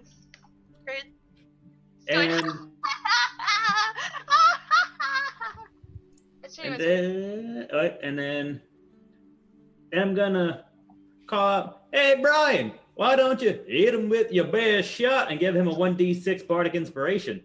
Ah, nice. So now, Brian, you now have an inspiration. Alright, I'm ready. So next up is Caesar. Caesar, What are your they, turn. This are these guy guys is- wearing? Are these guys wearing metal or leather or anything like that? They're wearing leather, like basically Okay. leather armor. Yeah, Uh, this guy's just like laughing his butt off right now. isn't there a second one? Yeah, the second one is like attacking Mario and was attacked by Brian. Okay, so while this one is down, I'm gonna go to the other one, and I'm going to approach him and try again, shooking grass, as they say. What are you doing? Why are you attacking us? And that hits for 5 lightning damage. This guy goes like, oh, like he has been shocked, and he's not looking really too great right now. He's not looking too great. Why you attack us? Okay, now next up is Mario. You All right. just got attacked by this guy, and he's been shocked, and he does not look too great right now. All right, I am none too happy with him either, and I am going to cast a firebolt at him. Attempt to. But this is at close range, so Ah. this will probably be a disadvantage. Okie dokie. Because of shocking grass, you could move back and not get an attack opportunity. Oh, there we go. I'll back it up then. Alright. All right. Oh, that 21 is definitely gonna hit him. Sweet. And that's a it's D10. Cantrip. Oh, and Ooh. he gets burnt to a crisp and he falls to the ground. He is dead. Mario. Mario again looks at it and quietly says, Mamma mia. He's never seen this many dead people before. Okay. All right, and then next up will be Brian. It's your turn. You just saw the guy you were going after burnt to a crisp and your pitchfork is stuck on the ground. Well, I guess I'll try and remove my pitchfork from the ground. Alright, you can do that as your action. Just remove it? Or do I need Yeah, to roll? just remove it. Just, you remove it. And for a bonus action, I'm just gonna sort of consider my actions. I guess I'll leave my rage because I haven't been attacked and I'm not gonna attack. So I'm gonna gain a level of I'm feeling pretty tired. Yep, gain a level of exhaustion. Alright, you go right ahead. So now, yep, now it's this guy's turn. He is laughing his butt off. And he gets an attempt at the save. Yep, he's gonna attempt the save to succeed the save. Nope. And no, he's still laughing. And now it's gonna be the top of the round. Bartholomew, what are you gonna do? He's kind of there laughing his butt off. Mhm. Well, I think we want one of these here boys alive, so I want to. Hold on a second. Is that Yes, it is. On my turn, I want to drop the hideous laughter, and I want to replace it with a hold person. Okay then.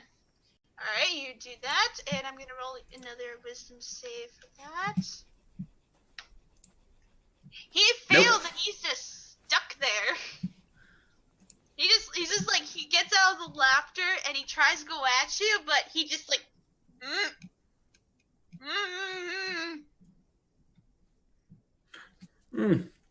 Well, boys, I think we got ourselves here some troublemakers. I think we might have some questions for them. Alright, so this will be the end of the initiative. Alright, guys, what are you gonna do with this guy? You got one burnt to a crisp dude and a imprisoned hold person dude. Does anyone have any rope or chain or some kind of tying implement they got on them? I'm gonna take my hempen rope and give it to Brian and say, would you mind hog tying him as I give you guidance so you can Yeah, tie him sure. extra? I'll hog tie him, no problem. Well, there's not gonna be much resistance with the hold person, so you'll be able to tie him up pretty easily. Yeah. I'll, beating arms So, behind his back. Is there anything else you guys want to do while Brian is searching the body? Mario's going to drink one of his healing potions since he got a little beat up. Alright, so that'll be 1d4 plus 4 for the healing potion. Okay. Is that it? I'm trying to remember. Yeah. Yeah. Mhm. Base Yeah. level, yeah. It's just a base. I'm gonna go over to the crispy critter and cast And Spread that'll the be Dying. plus 5. You get 5 points back. What? I'm sorry, what were you gonna do, Caesar? I'm gonna go over to the crispy critter and cast Spread the Dying. Feel sad for a moment, and then go back to what we're doing with the hog tie guy. Well, I think he's pretty much. Well, you can. Let me just. I know. I'm gonna do. It's more of a gesture. Oh yeah, so like this guy's burnt to a crisp, but as you do spare the dying on him, you can tell that he's breathing. Like he's starting to breathe again. Oh. So this Nice. guy's Like that. alive, man. but extremely burnt to a crisp as a miracle. Well. I don't think that was awfully nice of you, but I don't think he's gonna want to live much longer. Yeah, I did not expect that to work. It is the first time that I actually try it and it works. Okay, I will figure that out. Alright, so you have one guy that's been tied up and another that is barely alive, but is unconscious. Well, the guy, once he's properly hogtied, I'm gonna drop the hold person on him and be like, "Boy, you have some answering to do." When I finished hog tying him, I'm gonna go and duck into a bale of hay and just fall asleep. Mario's gonna message one of the guards outside and tell them to come in. We've got some people here. Alright, you just see this guy. He's like masked and everything. You can kind of tell that like the other guy's been burnt to a crisp, so his mask has kind of been all gone. But actually, the other guy his mask is partially gone due to the fire. So Boy, why don't you start off by telling me your name? My name is Bartholomew. The one you tried to shoot with that crossbow. yeah, he just spits on the floor. He's not saying a word. Well, I see there. Well, it's either you can talk to me or you can be thrown in the jail or worse with the authorities after murdering that man in that here outside that house right there. Farmer Brown, he was a well-respected man. People aren't going to take too kindly to his death. You're probably going to get a real rough treatment. Roll me an intimidation check. Can I provide assistance by chucking grass with my hand and be like, Yeah, sure. Roll me with advantage then. 20. Oh yeah, that's 20. He kind of just like shivers a little bit as he sees the shocking grasp in Caesar's hand. He just goes,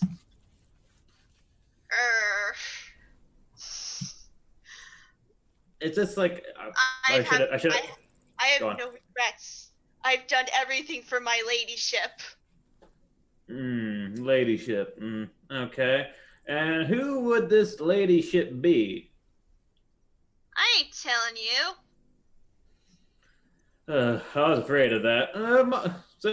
You're not going to tell me, but you might tell my Shocky friend right here. So, Caesar, why don't you give him the once over and see if he ever wants to talk?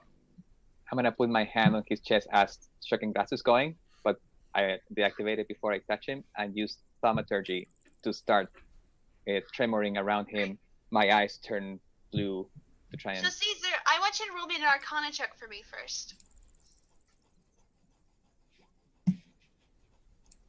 With that 15, as you are getting closer to try and touch him, you kind of can see his eyes, and they look extremely off. Like it looks like he's kind of being like it's kind of like clouded with a bit of green and greenish purple in his eyes. Like you can tell that's not normal. And you can tell, like, as you look over to the other guy that's breathing, he's kind of opening his eyes a bit. You can kind of see that it's the same thing as well. I can only imagine what's left of his eye cavity. Yeah. So with that roll, do I get a feeling that he's being manipulated, suggested, charmed? Yeah, he's definitely been charmed. Probably by powerful spell as well. I turn to Bartholomew and Mario and say, this poor man is being manipulated by a higher power. There is nothing within my control that I can do to undo this. Is there anything that you can do? Wait, so you're saying that boy is under some kind of charm spell or something? Undo influence. Probably that Pelor fellow. I hear he's very bad. I'm just gonna stare down at you with daggers. And I'm just like, oh, I'll try something here, and I'm gonna cast Calm Emotions, and he has to make a Charisma save on a 14, or I can suppress any type of charm effects. You roll a 17. Darn Yeah, it. so he succeeds, and you try to, and he shakes it off. But he's like shaking everything off, but somehow but as you do that, his head kind of lowers, and you hear kind of a chuckle. And you can look up and his eyes go from a greenish purple cloud to a full purple. He goes, "You guys are very interesting, and all this for some precious stone." I'm guessing you're the ladyship this fellow here spoke about? You can say that, but Mhm. I would think you would want it back. So, if you want it back, there's a ruin nearby about 20 or 30 minutes away. If you want it so badly, then go get it. Yeah, just might be waiting there for us. And then as she says that, it kind of fades, and then the boy starts to cough like really badly. It goes, and it's starting to cough up a lot of blood. And then as this is happening, he falls lifeless on the floor. And you look over to the guy that's burnt to the crisp, and he's the same way. He's coughed up some blood and is now dead. Oh, they never make it easy, do they? But at least the guy on the floor, he's probably thankful right about now. So, Yeah. Yeah, so what are you guys gonna do to him? Are you guys gonna search the guys, or what are you guys gonna do? well, I'll search the one that was in front of me, the one that just kind of self-expired. Yeah. Yeah, I'll check and the other one. Yeah, so you guys unmask some of the guys, and it turns out, and it kind of looks like, and you see that they're both boys. Well, the one that's burnt to crisp, you can't tell, because he's kind of really extremely burnt. But you can tell that these are just teenage boys that have done this. And you can't really Yeah. tell who that is, but... Yeah, that's probably who it is. Yeah, but as you're, like, searching through the body, the one that died in front of Bartholomew and Caesar, he has severed goblin feet, which kind of tells that he planted that there to blame the goblins for the murder of Farmer Brown. Well, And as like you were searching through him, the guards come up and they look at what happened, and they look at the guy that's not burnt to a crisp and goes, "Oh my lord, that's Percival." and Percival be who? The son of the farmer. Farmer Brown's son. Oh boy, that's not good. Well, you see here, it seems like these young boys are under control of some person that we only know by the ladyship. Does that ring a bell in either of you? They look at each other and shake their heads like, "We don't know anything about this, but I feel so sorry for her, losing both her father and son in one day. She will never be the same again." That is unfortunate. Very, very unfortunate. But it seems like we found out who the murderer was. I guess that solves one mystery. But there's still the goblin issue that hand.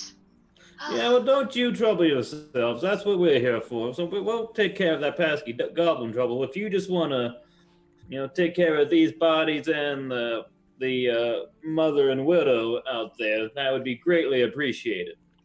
Of course, do whatever you guys can do. We'll handle things here. Okay, and go on. You go ahead. I was just gonna try to lead my fellow compatriots outside of the barn if Brian is done napping out in the hay bale. Hey, baby, what? Yeah, Right. as you wake up, As Brian wakes up, could you please roll us another wild magic surge, please, Jillian? Give us a random. Alright.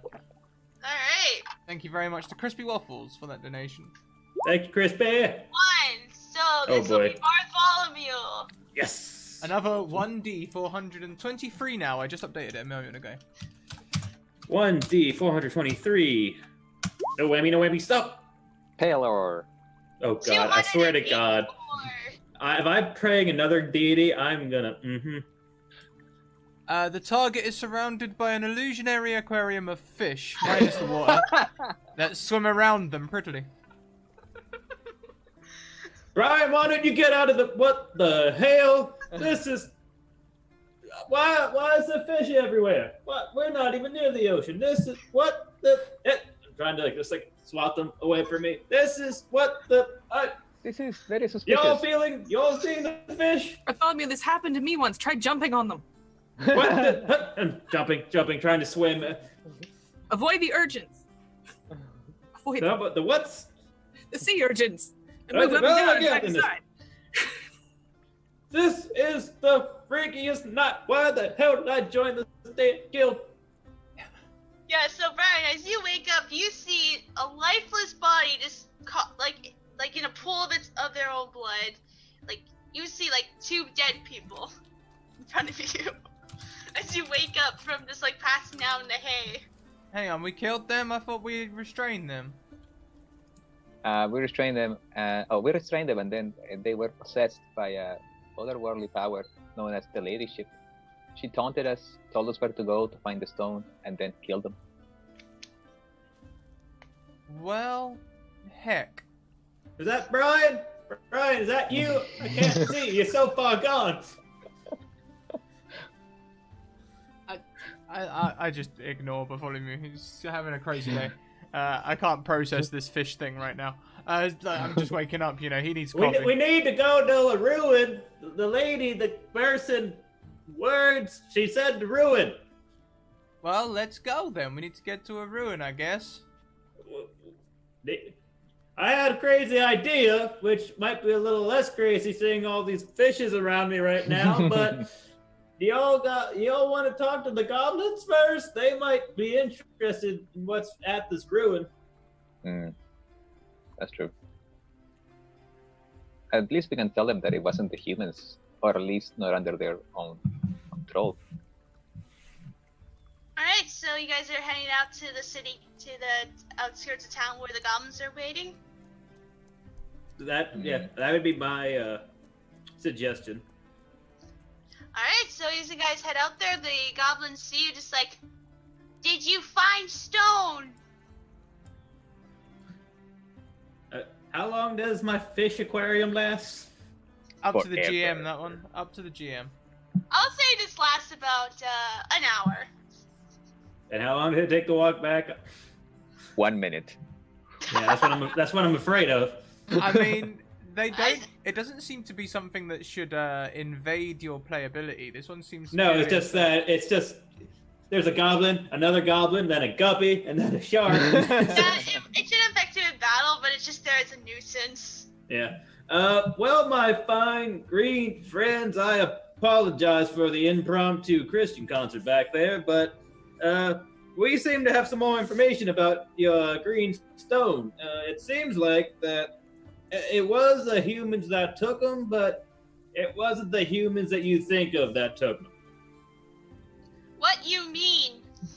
Well, you see, do you two know what a puppet is? You know, when you see it's like there's a little thing and there's strings and the person up top is like moving the arms and legs. Yeah, they nod. They do know what a puppet Okay, is. well, the person you saw was the thing on the strings. The person you want is the person controlling the thing on the strings, and we seem to think we found out where that person is. She's out in some ruins outside of town. Oh, okay. We know what ruin you talk about. We show you. Awesome. Guys, it seems like we have ourselves some little tour guides. Yep, so That's they are really nice. they're very happy as long as they get their stone back. They will happily guide you to the ruins. And so you guys are walking towards the ruins, and about the halfway point, I want everybody to please make me a perception check. Do I get any fish penalties? No fish penalties. Oh my gosh, and with that nat 20, you think Bartholomew, with all the fish that is surrounding you, you think you hear someone humming this beautiful voice. And you look around, and from the top of the very big tree with a very thick tree branch, you see this beautiful woman figure just sitting there, just humming to herself, just watching on you. My, are you a siren? Or am I don't know if this is real or not. Somebody pinch me. And as you turn your head over to say somebody pinch me to the others, and as you look back, she vanishes. What? Did anyone else, do you all see the branch? A pinch Woman. bug. Pinch. What? You all saw it, right? I'm not crazy, am I? Yeah, that is too soon to tell. Yeah, like, you look to where Bartholomew might have saw this woman, but you don't see anything. You just see a branch. She was there. She was right there. She was humming. It was a sweet song, you know. It was a good song. I think I know you that happen to one. get a- Somewhere beside the sea. That one?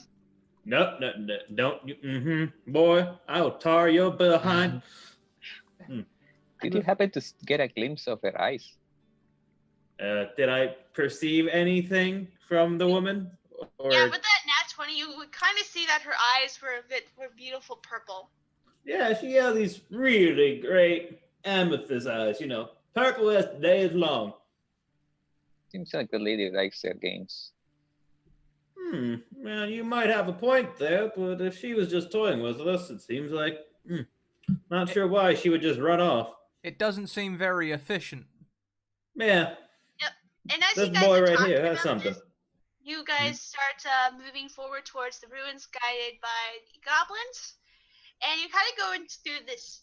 Kind of go from the outskirts of the forest through this very well paved, well walked on path, little trail, and you guys see some ruins.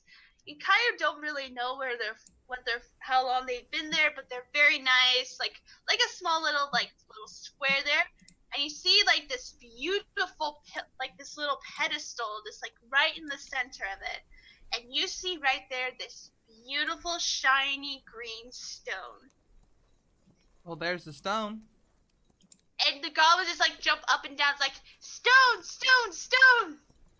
Oh, there you go. Why don't you all go and get it? That seems like a good idea. They, as you said, they step back and goes, sacred place, no go. They don't really want to go. It's kind of like a forbidden place. You want us to get the stone for you? They Hey. nod their head ferociously. They do not want to go near it. Hang on You a know second. what? Hang on a second. Now, Caesar, we still got your rope, right? I guess when we took my rope off that guy back in the barn, I'm Yeah. gonna tie a little lasso. I'll just Don't forget about the- lasso it. Don't forget about the wrist. And as I cast guidance on you. I'm gonna try and lasso the green stone. If it's a holy area, we don't want to trespass on their holiness. I'm gonna take out my little loot and be like, you should have been a cowboy. And give you another D6. What would this go for? I don't Dex, know. usually Dex just a general check. dex check. Yeah. Oh, okay, I would just make that a dex check then, please. Plus, Okay. +4 and a +6, or plus 1d4 and 1d6. Oh, yeah, okay. So, dexterity. Ooh, I like that 17. And with that, you're Because it's gonna be bigger than Yeah, Hang on, it's we've got gonna be a bigger one. a D4 and a D6. So that's 24. 24, yeah. With your talent on the field with lassoing livestock, you lasso the stone from that pedestal and pull it towards you. And as this is happening, can everybody except Brian make me a perception check?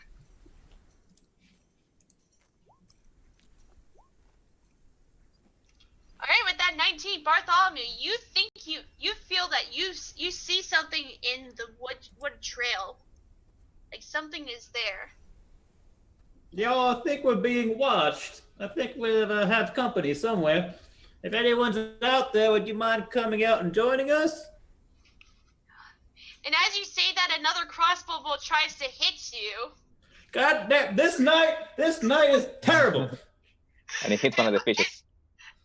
And behind you, you see two more thugs appear, and there's one in the woods. So now you're being surrounded by thugs.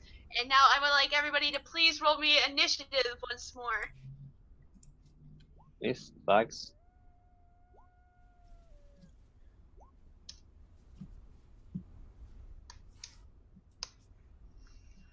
Alright.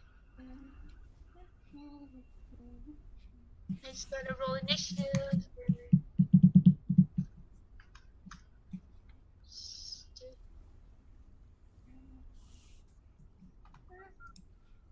Alright, so first up will be Brian. Well, first up will be Brian with the first roll. Now, Brian's currently got his hands on a rope pulling a stone towards him.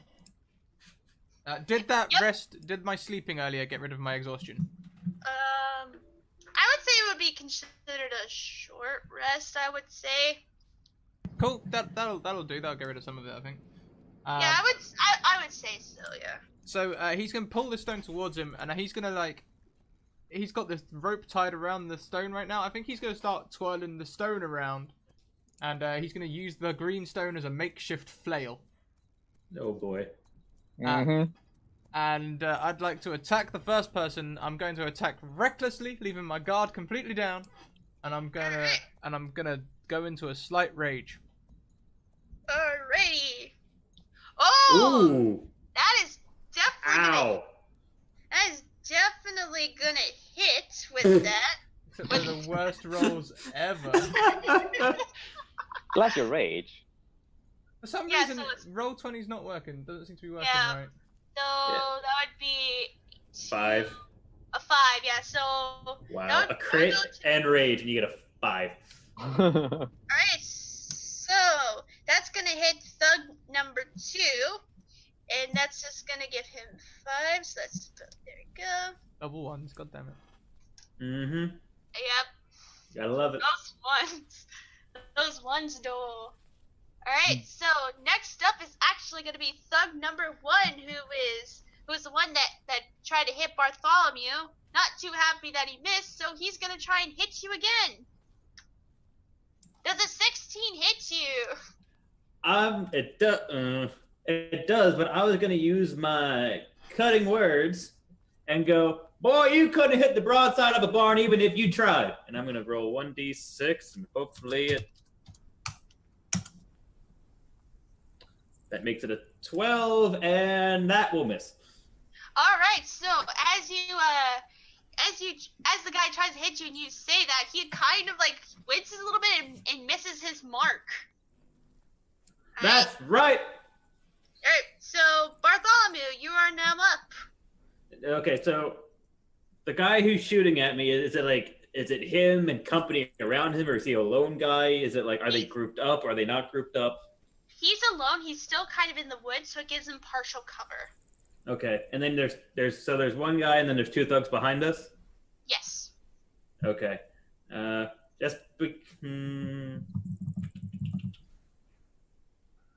just because I'm annoyed, I'm gonna reach out to the guy out in the woods and be like, "You should stop hiding there, boy!" And I'm gonna cast Fairy Fire on him, and he has to survive a Dex check, All right. or he's gonna be outlined in violet, because I just think that's ironic. Yep. Is attacks. All right. I'm gonna roll that now. Just how to get something. Yep, he passes. Yeah, he passes. Yep. So Boo. he sees a fairy fire, moves quickly out of the way. He's pretty good.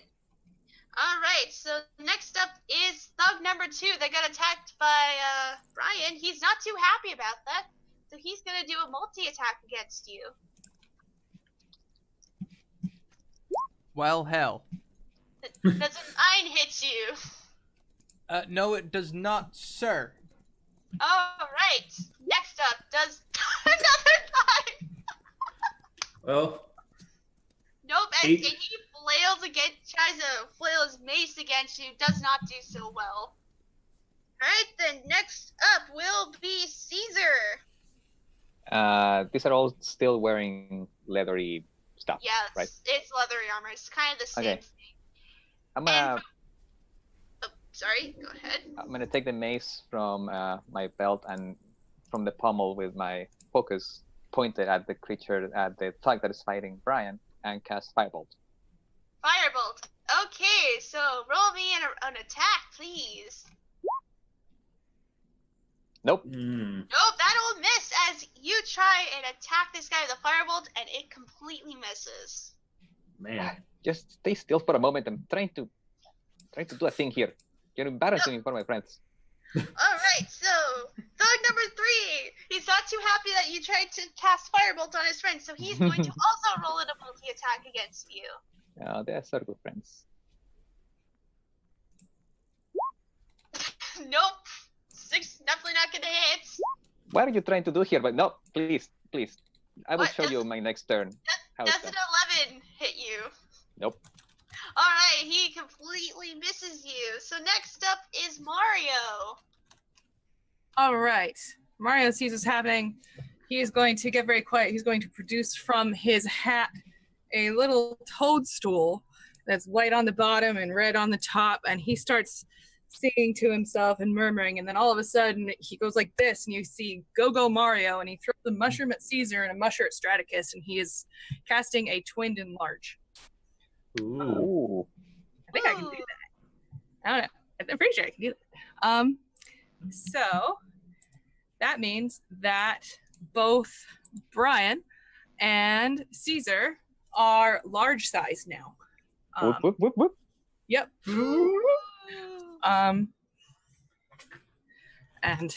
And he says, "Go Mario." Go Mario. Nothing about this character makes any sense. I'm sorry. It makes too much sense. Yeah, Makes perfect sense. And he says, "Go, my friends." And he's staying in the back. And he might try to hide with his move action if he can, or not like totally hide. Try to get out of the way. Yeah, okay. You can do that. Just try and get out of the way. If you were trying to stealth, that would be a full action. Yeah, no, we're not doing that. All right, then it's top of the round. Brian. This guy tries to attack you, but has failed miserably. Does my pitchfork grow with me? Yeah, everything your grows pitch- with you. Yeah, your pitchfork is still with you. It's okay. You got it out of the ground. Hey! Well, now, do you know what? I'm just gonna jab him with my pitchfork. I'm gonna drop the stone. It didn't work out too well. Even with a crit, it was pretty awful. So I'm gonna carry on attacking recklessly. I'm gonna attack him. It's an 18. All right, the 18 is definitely gonna hit. That does 11 damage there. And then I'm gonna go into a little bit of a frenzy, and I'm gonna hit him again. All right. Do you get a large damage at all? Yeah, that only for that unarmored. 11 just hits him. Roll me some damage. What were we saying the extra is for being big? 1d4. An extra 2d4 then. All right. 2d4. 6, 11, 17, 21. Oh yeah, this guy's looking horrible right now. You're just pummeling. 24, yeah. Yep. All right. Pretty hurt. All right, so. Yep. All right, so the guy that's in the woods, who was about to get fairy fired but didn't, is not very happy with Bartholomew, so he's gonna attack him again with this crossbow. Sure he is. Is he though? But this is you What? again. He is like really Doing the angry. swimming with the fish. The fishes keep taking the next hits up for you. is Bartholomew. So, Since me and this guy are just doing a little do-si-do right now, I'm gonna, look out into the forest, scream out at him, "Boy, it's a good thing you're on the dark side of the forest, because you so ugly, you must have fell out of the ugly tree and hit every branch on the way down." And I'm gonna cast Vicious Mockery on him. Ooh, okay. So he, He's must be safe. the... God, man, oh, this is terrible. Taylor, damn it. Oh, this is terrible. Okay, so next up will be the guy that's been extremely beaten. He's not giving up, so he's gonna do another multi-attack against Ryan here. Does an 18 hit?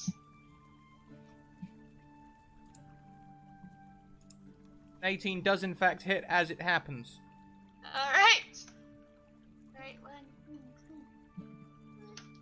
And he hits you for 3 damage. Now, what kind of damage? It's bludgeoning. Oh my god.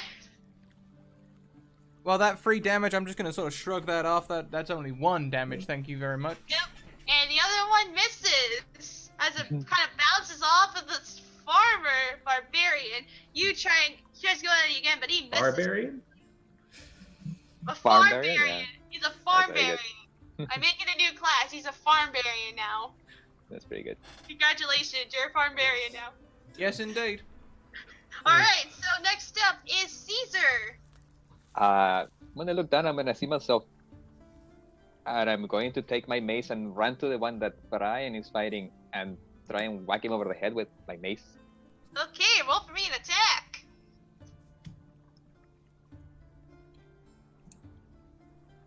That will definitely hit. Nice, you hit this guy. No, I thought You the 7 to kinda- hit. That was a 7. That was Oh, the 7 to hit. oh, Yeah, no, that's bad. never mind. You hit him, I and whiff. as you you're trying to get away, you actually invoke an attack of opportunity on the other guy. Yeah, okay. Forgot about that guy in my face. Yeah, because you have another guy in your face. So I'm gonna roll that attack of opportunity, and he misses. This is the worst combat ever. I look back and I say, oh. It's gonna get better. Don't worry. And still you Oh, have that's your ominous. own little wild magic surges on you. Just gonna be a reminder. But also Mhm. next up is Caesar. Well, actually no, it's not Caesar. It's the other guy. And he sees that you left him, and he's actually gonna go down after Mario right now. And actually he's gonna hit him with the crossbow. It's a crossbow. So Mario, does a 9 hit you? It does not hit Mario, no. Wow, I'm doing so horrible right now. Alright, so now Mario, it's your turn. It's Mario's turn. All right. He is going to go ahead and cast a chromatic orb at the person who tried to hit him with the crossbow. Alright. Roll for me an attack, please. Alrighty. You can do it. You can do it. You can do it. Let's try it. +5. Cross the fingers. 14 hit. 14 does indeed hit. Roll Yes. me some damage. All right. This is going to be fire damage for this Alright. orb. Oh. What did I do? I did something very wrong. Alright, so let me give you a tip here. So when you roll, you can do 3d8. You can actually roll in the amount you want instead of just doing Where? 1d8 at a time. You can just type it down. So like /R space 3d8. /R. Thank you. yeah. Cool. There we go. There we go. 11 points of fire damage as you hit this guy pretty well with your fire. Mhm. Ouch. And then he's going to move further away from where he was. All right. So top of the round, Brian. The guy in front of you is not doing so well. Well, if he's not doing too well, I'm gonna say now, look here, friend. I'm pretty mad right now. And I suggest that you give yourself up. Yeah, and he just spits some blood out of. He just like spits out some blood that was in his mouth. He goes, "Never." Well, in that case, well, you asked for this then, I'm sorry. I'm gonna pitchfork him with a 14. Yep, that hits. That'll be another 10, plus Yeah, plus a little bit more. D4. Yeah. 13. Yeah, you kind of like butcher this guy. You stab him, you raise him up, and he's just dead. You killed this guy. Well, when he's stuck on the end of my fork, I'll just pitch him over my shoulder. And, there's the other one over there, right? Well, I'll just go wander over to him and hit him too. Alright. Maybe I'll spin the whole way because I'm in a frenzy. Yeah. Rawr. Okay. So, the other guy that was being... Oh.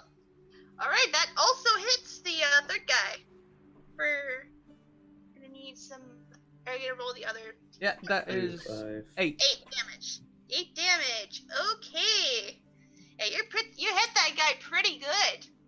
Alright, now it's up to the other guy who is... You see that the first guy sees that Bartholomew's coming close to him, so he's gonna roll a multi-attack against you. Of course he is. That was an 11 hit. Nope. And none of them hit. Ah. And now it's Bartholomew. It's your turn. Exactly. So how far is the guy out in the woods? Like the guy that's been... He's like, he came closer to you so he could attack you, so he's like right in your range. Oh, so that guy actually ran up and did a melee attack on me. Mm-hmm.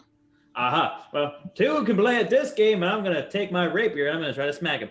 Or stab him. Okay. Slice and dice. 20. 20 and does definitely hit. Roll me some damage. Do 9 points of piercing. Okay, so you pierced this guy pretty good. He's not happy with you right now. So now, Caesar, it's your turn. The guy was in front of me is gone, but there's one with Bartholomew. I'm going to make my way to him, and I'm going to take my mace from the leather strap, and I'm going to start spinning it and try and whack him. All right, roll for me an attack. Come on. Nope. Nope. Am I working with them? I don't understand what's going on. The rest of the party grows suspicious of Caesar. Okay, so Please do not put this on the report when we go back to the wishing well. This The is party will remember embarrassing. this. all right, so the other guy's not very happy with you right now, as you killed his friend, so he's gonna multi-attack you, Ryan. Well, you better bring it out. Yeah, okay. That hits me. For about 5 points of damage, bludgeoning damage. And then does a natural Ooh. 20! Yeah, I think come that on. hits. Bring it on. Yay! Plus 2. Which is about 10 points of bludgeoning damage. So for me, that makes a total of 7. I'm okay Yes. with this. He's just gonna be wailing on me, and I'm just gonna be like, boy. Mules kick harder than you. Alright, so Mario, it's now your turn.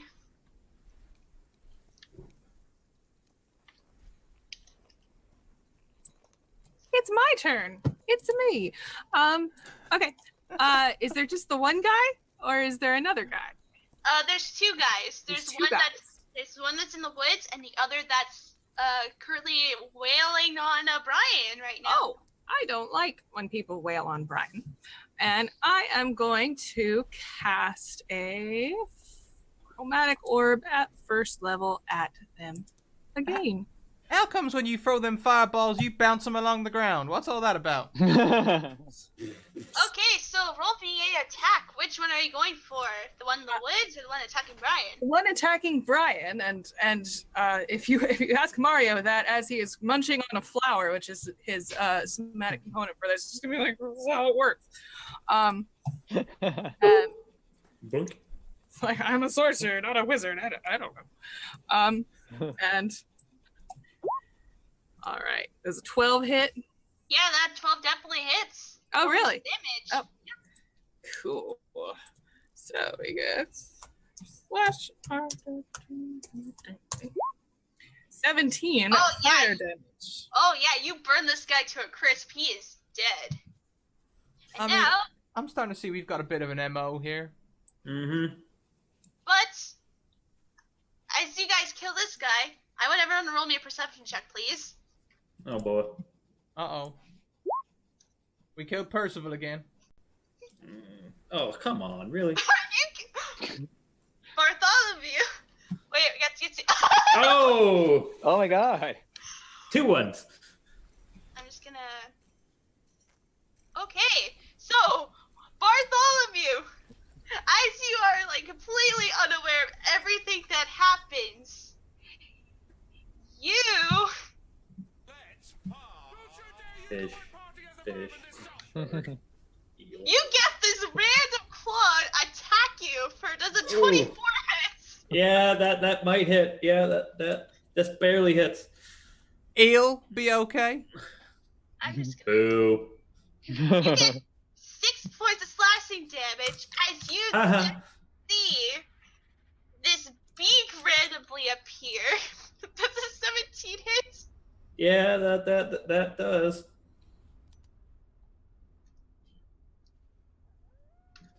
For another 10 Ooh. points of damage, as now as you see this, a very purple-eyed owl bear appears out of nowhere. Oh gosh. Oh boy. Bartholomew isn't liking this. Alright, so Brian, you hear When the one in front of me, he's dead, right? yes, he is dead. You might hear, and I quote, "Ah!" Yes, you hear Bartholomew screaming. What do you do? I'm gonna rush this owl bear that's just appeared. I'm gonna grab my pitchfork and go. We know how to deal with bears up there in the woods. They get your sheep. You just gotta bash them. They'll go away eventual. So I'm gonna run over and I'm gonna bash him too. Fork 'em, fork 'em, fork 'em, fork 'em. 21. And by the way, these are all reckless. I am recklessly attacking, which means my armor All right. class is lowered. All right, so 21 definitely hits. That'll be 8 plus a big thing as well. Yep. 2, so that's 10. 10. Okay, you hit this guy pretty good. He's not happy about it. I'm gonna use my frenzy attack as well. That'll be a 23. That's a Ooh. nat 20 That's right great. there. There we go. That's oh, and hang on, we got a couple of these to roll as well. 10, 12, Yeah, 10, 12, 15, 19. 19. Yeah, you hit this bear pretty good. He is not happy about this. Well, good. I'm glad he's not happy. I'm not Yep. happy. Yeah, no one's pretty happy that no one really expected this owlbear to appear. Well. Alright, so next up was, it's gonna be the other thug, as he is, like, not phased at all that this owlbear has appeared, and is going to attack, Bartholomew. Darn it. What's the attack? Was it the whole ugly comment? I'm sorry. Does a 12 hit? No, does not. Yes. And that one, as he goes to throw it at you, he accidentally hits the owlbear. Yes. Suck it. The Wishing Well Society offers good benefits if you want to join Thug number 3. Put it on the business card. Oh yeah, he hits the bear for 7 damage, and he is not happy with that thug right now. All right, so Bartholomew, it's your turn. So first off, healing word because ow. So I'm gonna do that at first level. All right. Did I have a Right. turn at some I point? get 8 points back. Okay. And then for my bonus action, I want to pull out my ID card and wave it at the owlbear. Be like, Oh, that's a you're bonus master with an action. official member. It's actually a bonus action. Yeah, it's a bonus action, right? Because Yeah, Healing but Word's you- a bonus action. Healing word's a bonus action too. oh, healing word's a bonus action. Oh, darn it, I forgot about that. So then.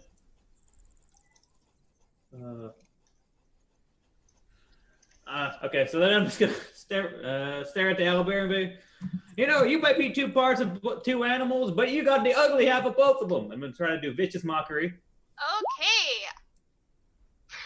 Okay. That 1 point's gonna make a big deal of difference. And it does. It fails. Yes. And as it fails, it just takes 1 psychic damage. Yeah. Not too pleased. Take that. Yeah. You have disadvantage. All right. All right. So next up will be Caesar. I am going to walk over to Bartholomew and cast Cure Wounds. Yay. Yay! Friends. And you're back up to full. Oh yes, I am. All right. So is there anything else you want to do, Caesar, on your turn? I'm going to pat my giant head on your head and say, "It's not so bad. Look, the wound. It's barely a flesh wound." Ow. Ow. And I'm going to take my mace and point it at the owlbear that showed up out of freaking nowhere and cast forgot the name. Spiritual weapon. Spiritual weapon, and as my hand reaches that back is like a a bonus gunshot. action. Of course. Uh, I do know that uh, spell very well. So please spectral- roll me roll me an attack, please. A 19 is which Back in the fight. Yep, that is definitely gonna hit. There you go. This owlbear is not looking too great right now. He's being pummeled. I should Alright, say though next. that I am only 2 points better than that thug. I would consider recruiting. All right, so Mario, it's up to you now. It's your turn. All right, this owl bear. I'm not happy with it. I am going to cast a scorching ray at the owl bear as he takes a whole fistful of these like red flowers and just like. All right, so make me a ranged attack roll, please. Right. Ba-doop-ba-doo, ba-doop-ba-doo, ba-doop-ba-doo, ba-doop-ba-doo. Cross your fingers. A 13 just hits on the first Yes. ray. Oh, good. Okay, I want all 3 of them to hit. Should I roll damage first or just roll the hits? You can do roll the hits first. All right, I'm gonna roll hits. 22 definitely hits. Sweet. And the Ugh. that's a nat 1. I'm gonna roll. Just give me. If you hit me, I swear to God. It's a me, a friendly fire. It barely misses your party members. Oh, Mario say sorry. And then let's see. What is it? It's 2d6 per ray? Yeah, 2d6 Yep. fire. So I'm gonna roll 46. Ah, Oh yeah, this guy is like, he's bloodied. He's been scorched. He's not very happy right now. And angry as this bear is, he's gonna go after Brian. Well, you better bring it on, bear.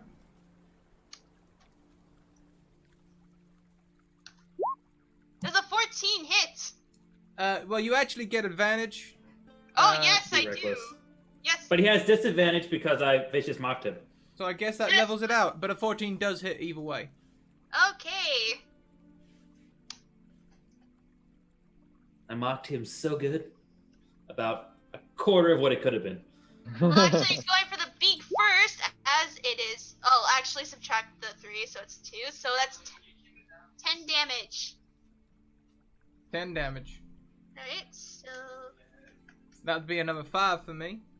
And I'm guessing that misses. No, an 11 does in fact hit. Oh, it just does. Well, you see, I don't have much in the way of armor. I'm a farmer. Farmer armor's got a long way to come. Okay, so that will be the. Kevlar overalls are still in the workshop. So that would be about 12 points of slashing damage. Well, yeah, no, that'll round down a little bit for me, but I'm not looking too healthy. I'm starting to bleed out. Oh, why not? I'm getting hit pretty bad. I'm covered in scratches. You can see that my flannel didn't start off red. It started off gray, but now it looks pretty red. Alright, so Brian, it's your turn now. Well, this makes me pretty mad, so I'm gonna start wailing on him again. There you go. Ooh! Yeah, Alright, so, There you go. Oh! Alright, so Brian. There's luck. That's with Brian. Brian, Get out of here. Brian, how do you kill and 8. butcher this owlbear? Well, you know what? As 10. much as I'm pretty angry and I'm hitting him real hard, I'm just gonna jab him a couple of times, and then with a tremendous heave, just pitch him over my shoulder. Does that hit any one of us? Yeah, next save. Alright, so Brian, roll me tell me high or low. Damn it. I'll go low. Alright, so I'm just gonna roll a.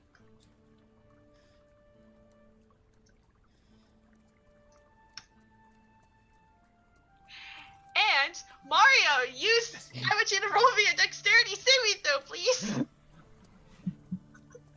Oh, okay. We can do that. It'll be okay. I didn't know owlbears could Oh. fly. You fail as you see this corpse of an owlbear going against you. Oh, And you. Oh my god! is that damage? Yes, that is bludgeoning damage as this. Okay, Cosmic irony. You get Uh, crushed. As Mario's eyes grow wide as it's falling, he says, "Oh no!" And he's dead. You guys. Yeah. Like, He had 18 hit points, and he just took 20 from a falling owlbear. He says, if he Well, has you're a chance to unconscious. message, he will quietly whisper to Brian and say, "Why did you do that to me, Brian?" I Oh, thought we were friends, Brian. with the It's up message, here. I'll turn around. I'm bleeding and stuff. I'm just gonna go. Oh shit! And I'm just gonna fall asleep on the owlbear. oh no, Mario. Wait, isn't there one more thug? There's one more. I'm falling asleep. I'm knackered. God damn. Oh Did boy. I just kill someone? You knocked someone unconscious. Yeah. Yeah. I'm in death saves now. It wasn't a lightning bolt, but it was an owlbear. Okay, so the thug is going against you and is going to is actually going to try and use his crossbow against Caesar. Bring it. Alright. And that misses. Eh. Yep, I just so, look at him. Like, Bartholomew. Owlbear's better than you. Bartholomew, what are you gonna do? I'm looking at the mess behind me, and we'll deal with that later. And I'm gonna run up to because the guy's within. Is he within 30 feet of me? Oh, like he's a melee range against. Okay, so I'll get up nice and close to him, and I'm gonna try to do vicious mockery, or not vicious mockery, rapier again. I'm gonna try to stick him like a stuck pig. 15 Yeah, that hits. for a whole 3 damage. Yeah, Aha. you show him. Yeah, take that one. Yeah. Would you like to do And- anything else for your turn?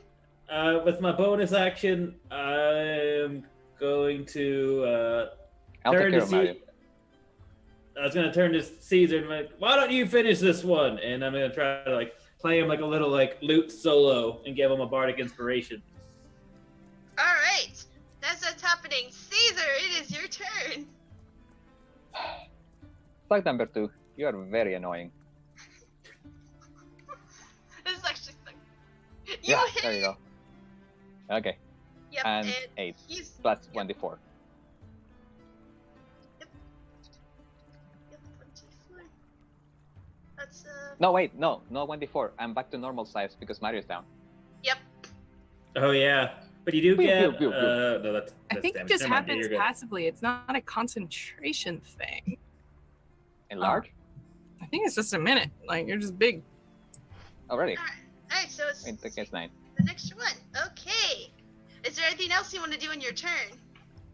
I am going to look back to Mario and say, Mario, this is no time for a nap. And I'm going to cast Healing Word. Oh, that's so sweet. And as Mario sees all the dreams of mushrooms and his girlfriend being taken once more, you heal back up. And are given Heal an back extra up. 1 up. He magically heal starts max. to twinkle for a second and goes. Alright, and Mario, it is your turn. It is my turn. It's me. This is the craziest thing I've ever seen. Actually, I do think enlarge is concentration. So yeah, you're right. That would be gone. So you're face to face with black because you're underneath an owlbear. I'm underneath. So I'm going to use my action to try to squirm out from underneath this owl That bear. would yeah, I'll say that is an action. Is there anything specific you want to do for your bonus action? I want to take out my little card for bonus action and see what happens. I know we have a bit left, so please roll me a D25, please. A D25. Yes, Okay. 1 D25. A 4. A 4. Okay. A second owlbear appears. It falls on So you. you just get out. You take the card out. You feel a little Looks funny, like then a new friend. appears, and you turn it into a potted plant.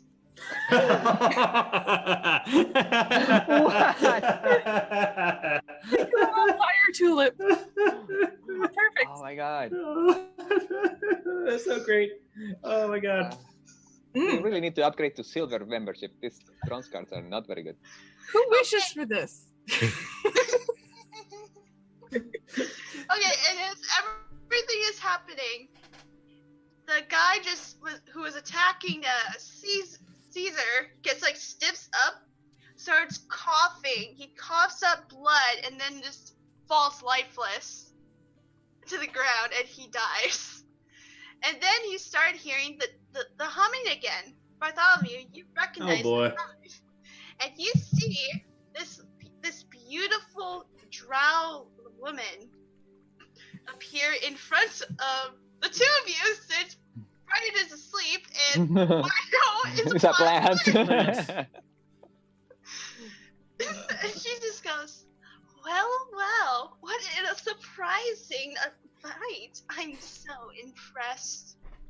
I'm guessing you're the one that's responsible for all this here trouble. I guess you could say that. Well, yeah, I just did, so I think so. But I'm just so disappointed. My mission was a failure. That stone wasn't what I was looking for, so you can do whatever you want with it. I don't even care. And what were you trying to do, gorgeous? I don't kiss and tell, but I do have a peculiar question for the two of you, since your two other friends are more preoccupied. Well, unless you want to start a greenhouse, then yeah, we'll be happy to hear what you have to say. What do you think really happened 2 years ago when the guild was founded? And she gives you this smirk, like a very, it kind of looks a little sinister. I'm gonna say a couple people came together and said, "Why don't we make a guild?" That's probably what happened, right? A little something along those lines, but a little more complicated. But dawn is about to approach, and I don't like being out here very long. So I do have a little message for your guild master, Patience. I want you to tell her for me that Liara Perilith sends her regards. And as she says that, she lifts her arm up, and dark smoke spirals around her, and she vanishes. Did you catch her name? Because if you didn't, it's kind of weird to ask now. Pasa la palabra. It's Yeah, Liara yeah. Perilith. I got it. And as you have succeeded in returning the stone to the goblins, all of you leave, and just like a minute later after Liara leaves, Mario turns back to normal. Is no longer a potted plant. What? And you guys go back to Miresfield with happy hearts, but also very saddened due to some murders that had happened because of this mysterious lady. And you have succeeded, and as you leave Miresfield, Bartholomew and Caesar both have questions in their head about why she has asked such questions, and why the guild mistress would have known about her. And as you guys return to Ironforge with your first successful big assignment in hand, that is where we will conclude our session. Woo! Awesome. I do kind of feel a little bad that I didn't use the card. I was going to, but after that, I was kind of like, I'm going to put that right back. Can we? I feel kind of bad that I used the card. Can we have a little after credit scene? Whereas we're walking back, I take the card. I wonder what will happen. Okay, Can I use Grog. it? Roll me a d25, please. I mean, the DM gives you something. How am I not going to? Did I roll a thing? Oh, Yeah. great, 13. So, please I make will me step- a I will Constitution saving throw. I will step 45 feet away from everybody. Please roll me a Constitution saving throw. Oh yeah, you're fine. You kind of feel really lightheaded for a second, as if you were gonna become drunk, but you just shake it off and just pass aside and you keep walking. We need Only better thing- cards. The only thing in my head was this fish stop swimming around my head. It's gone by now. Oh. It was gone after you guys have left. So, yay! Hey! Well, well done, Julian. I really enjoyed that was game. awesome. That was great. That was really fun. Yeah, proper good fun. I'll tell you what, why don't we go round? We'll start with the players and we'll finish with you, Julian. Guys, this is your chance to tell us who you are, where we can find you online. And feel free to post your links in chat as well. I don't block anything like that. And tell us your favourite part of today's one shot. So we'll start at the bottom of the screen this time. We'll start with Emma. Hey, that was so much fun, Jillian. You did a great job. It was really fun. I'm sorry my character's so silly. I feel like we all made it work. It feels like it was a happy little adventure. I think my favorite part. He was the best character. I think my favorite part was getting murdered by Scrat, but with a dead owlbear. I think That was hilarious. It's hard to top that, especially you're at a moment where you're so victorious, and then it just goes. So thank you for that. That's my first character death in ages. I am. Well, you didn't die, so. Yeah. Close. Highly exaggerated. The Close. reports of your death. Momentary unconsciousnous. Yes. I'm the communications director for WebDM. You can see me at my Twitter. I will put it. Oh, you already got it. Thank you. You can see me on my Twitter, SuzyKing85. I mostly complain about how tired I am because I have a toddler.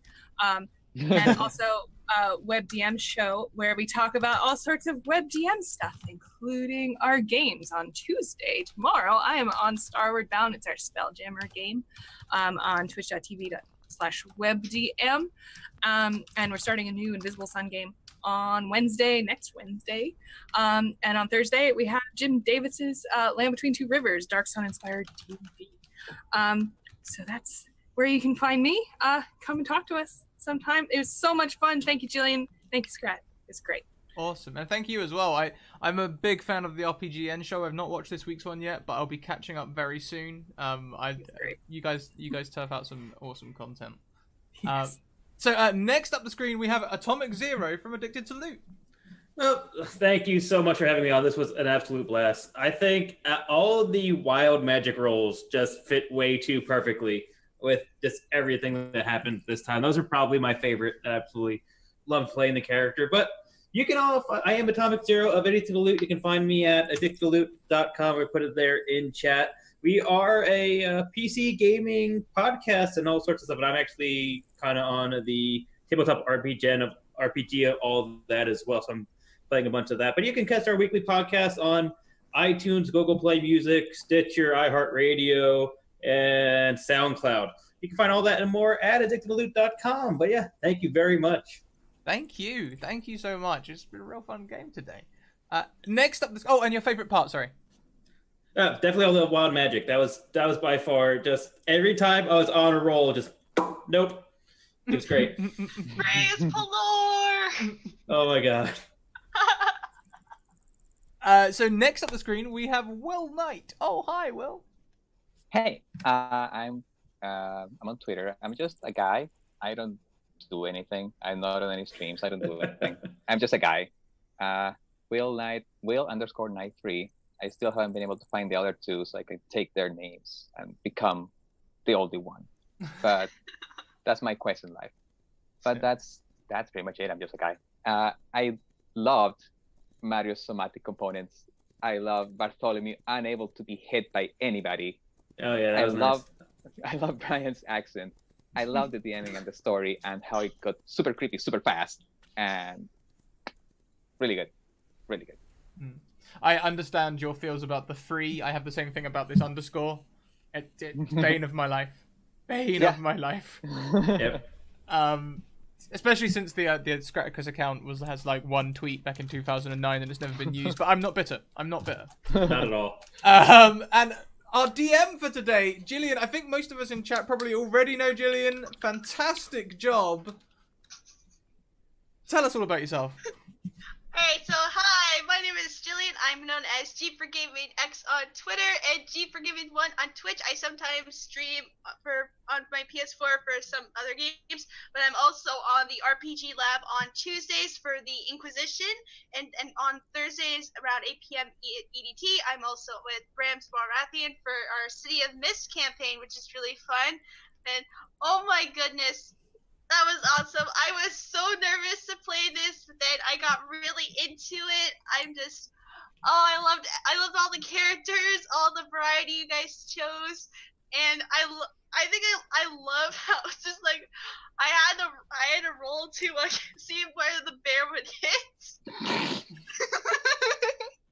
But this was a blast. I had an amazing time, and this is a really good experience DMing, and I hope I get to play more with my homebrew setting again. I'm sometime. sure you will. This was absolutely fantastic. It was really, really great. And I'm trying to think my favorite part. My favorite part was either the potted plant That was pretty good.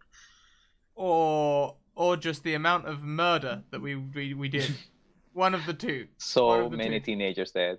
Oh my god. Yeah, Christ, we could get a reputation like that, especially with recent events in the news. Oh god, yeah. Okay, so that just leaves me. My social links are here, you guys. There's Discord there. If you're not already a part of it, you should be. It's a really inclusive, feel-good community. They'll teach you D&D if you want teaching. They'll talk to you about D&D if you want to talk about it, and they'll talk to you about anything else if you want to talk about anything else. We really set up to give people good first experiences, both playing and DMing. I'm glad you had a good time today, Jillian. I knew you were nervous, but I also knew it'd wear off. It was fantastic. Twitter, if you follow me on Twitter, well, if the next person to follow me on Twitter will trigger a competition. At 2,000 followers, I'm currently at 1999. At 2,000 followers, Wow. I am giving away some rainbow-colored dice. Here they are. If you would like to get your hands on some Rainbow Pride dice, pop a follow and then watch out for the competition coming up. I'll start a Gleam competition probably between this show and the next show, providing we get that last follower. YouTube, I'm just going to brush over it because I'm way behind. Nightbot's just triggered my merch there in chat. You can find my merch there. There's booklets where you can write your one-shots. There's t-shirts if you want to promote us about. It's all good stuff. And I got 2,000. I've got 2,000. Apparently I have 2,000 followers. It's happened while we were here. 2,000 on the money. So I will start that up as when we go down. I will start the competition. So Those guys, dice keep an are eye out. mine. I want those dice. Hype has a hell. Awesome. And lastly but not leastly, there's my Patreon. If you guys would like to support the show, you can do so for as little as $1, and every dollar is appreciated. Now this week's schedule is to say it's Finn is a lie. It's not Finn. We're still streaming every day. But I'm taking the weekend off because I am currently moving house. As I did this weekend, moving house, so I'm taking some time off. However, I'm still streaming later on tonight. We're doing the penultimate episode of City and Mists, the second to last episode of Shadows in the Mist. Tomorrow we've got Wizards and Wardrobes at 2 PM. Also, the penultimate episode. On Wednesday we've got One Shot Wonders. On Thursday I'm doing a birthday stream for Amber. We're still nailing down all the details about that, but something's happening. And on Friday I'm doing a module. And there'll be a prep stream where I prep the module and then run the module. So if you want to see me both prep and how I prep for a 3-hour one-shot and then see how the one-shot prep compares to the one-shot actual play, you can do that all in one day if you have the time. I'm going to take us over and we are going to go and visit our good friend, Rachel, who is currently AFK.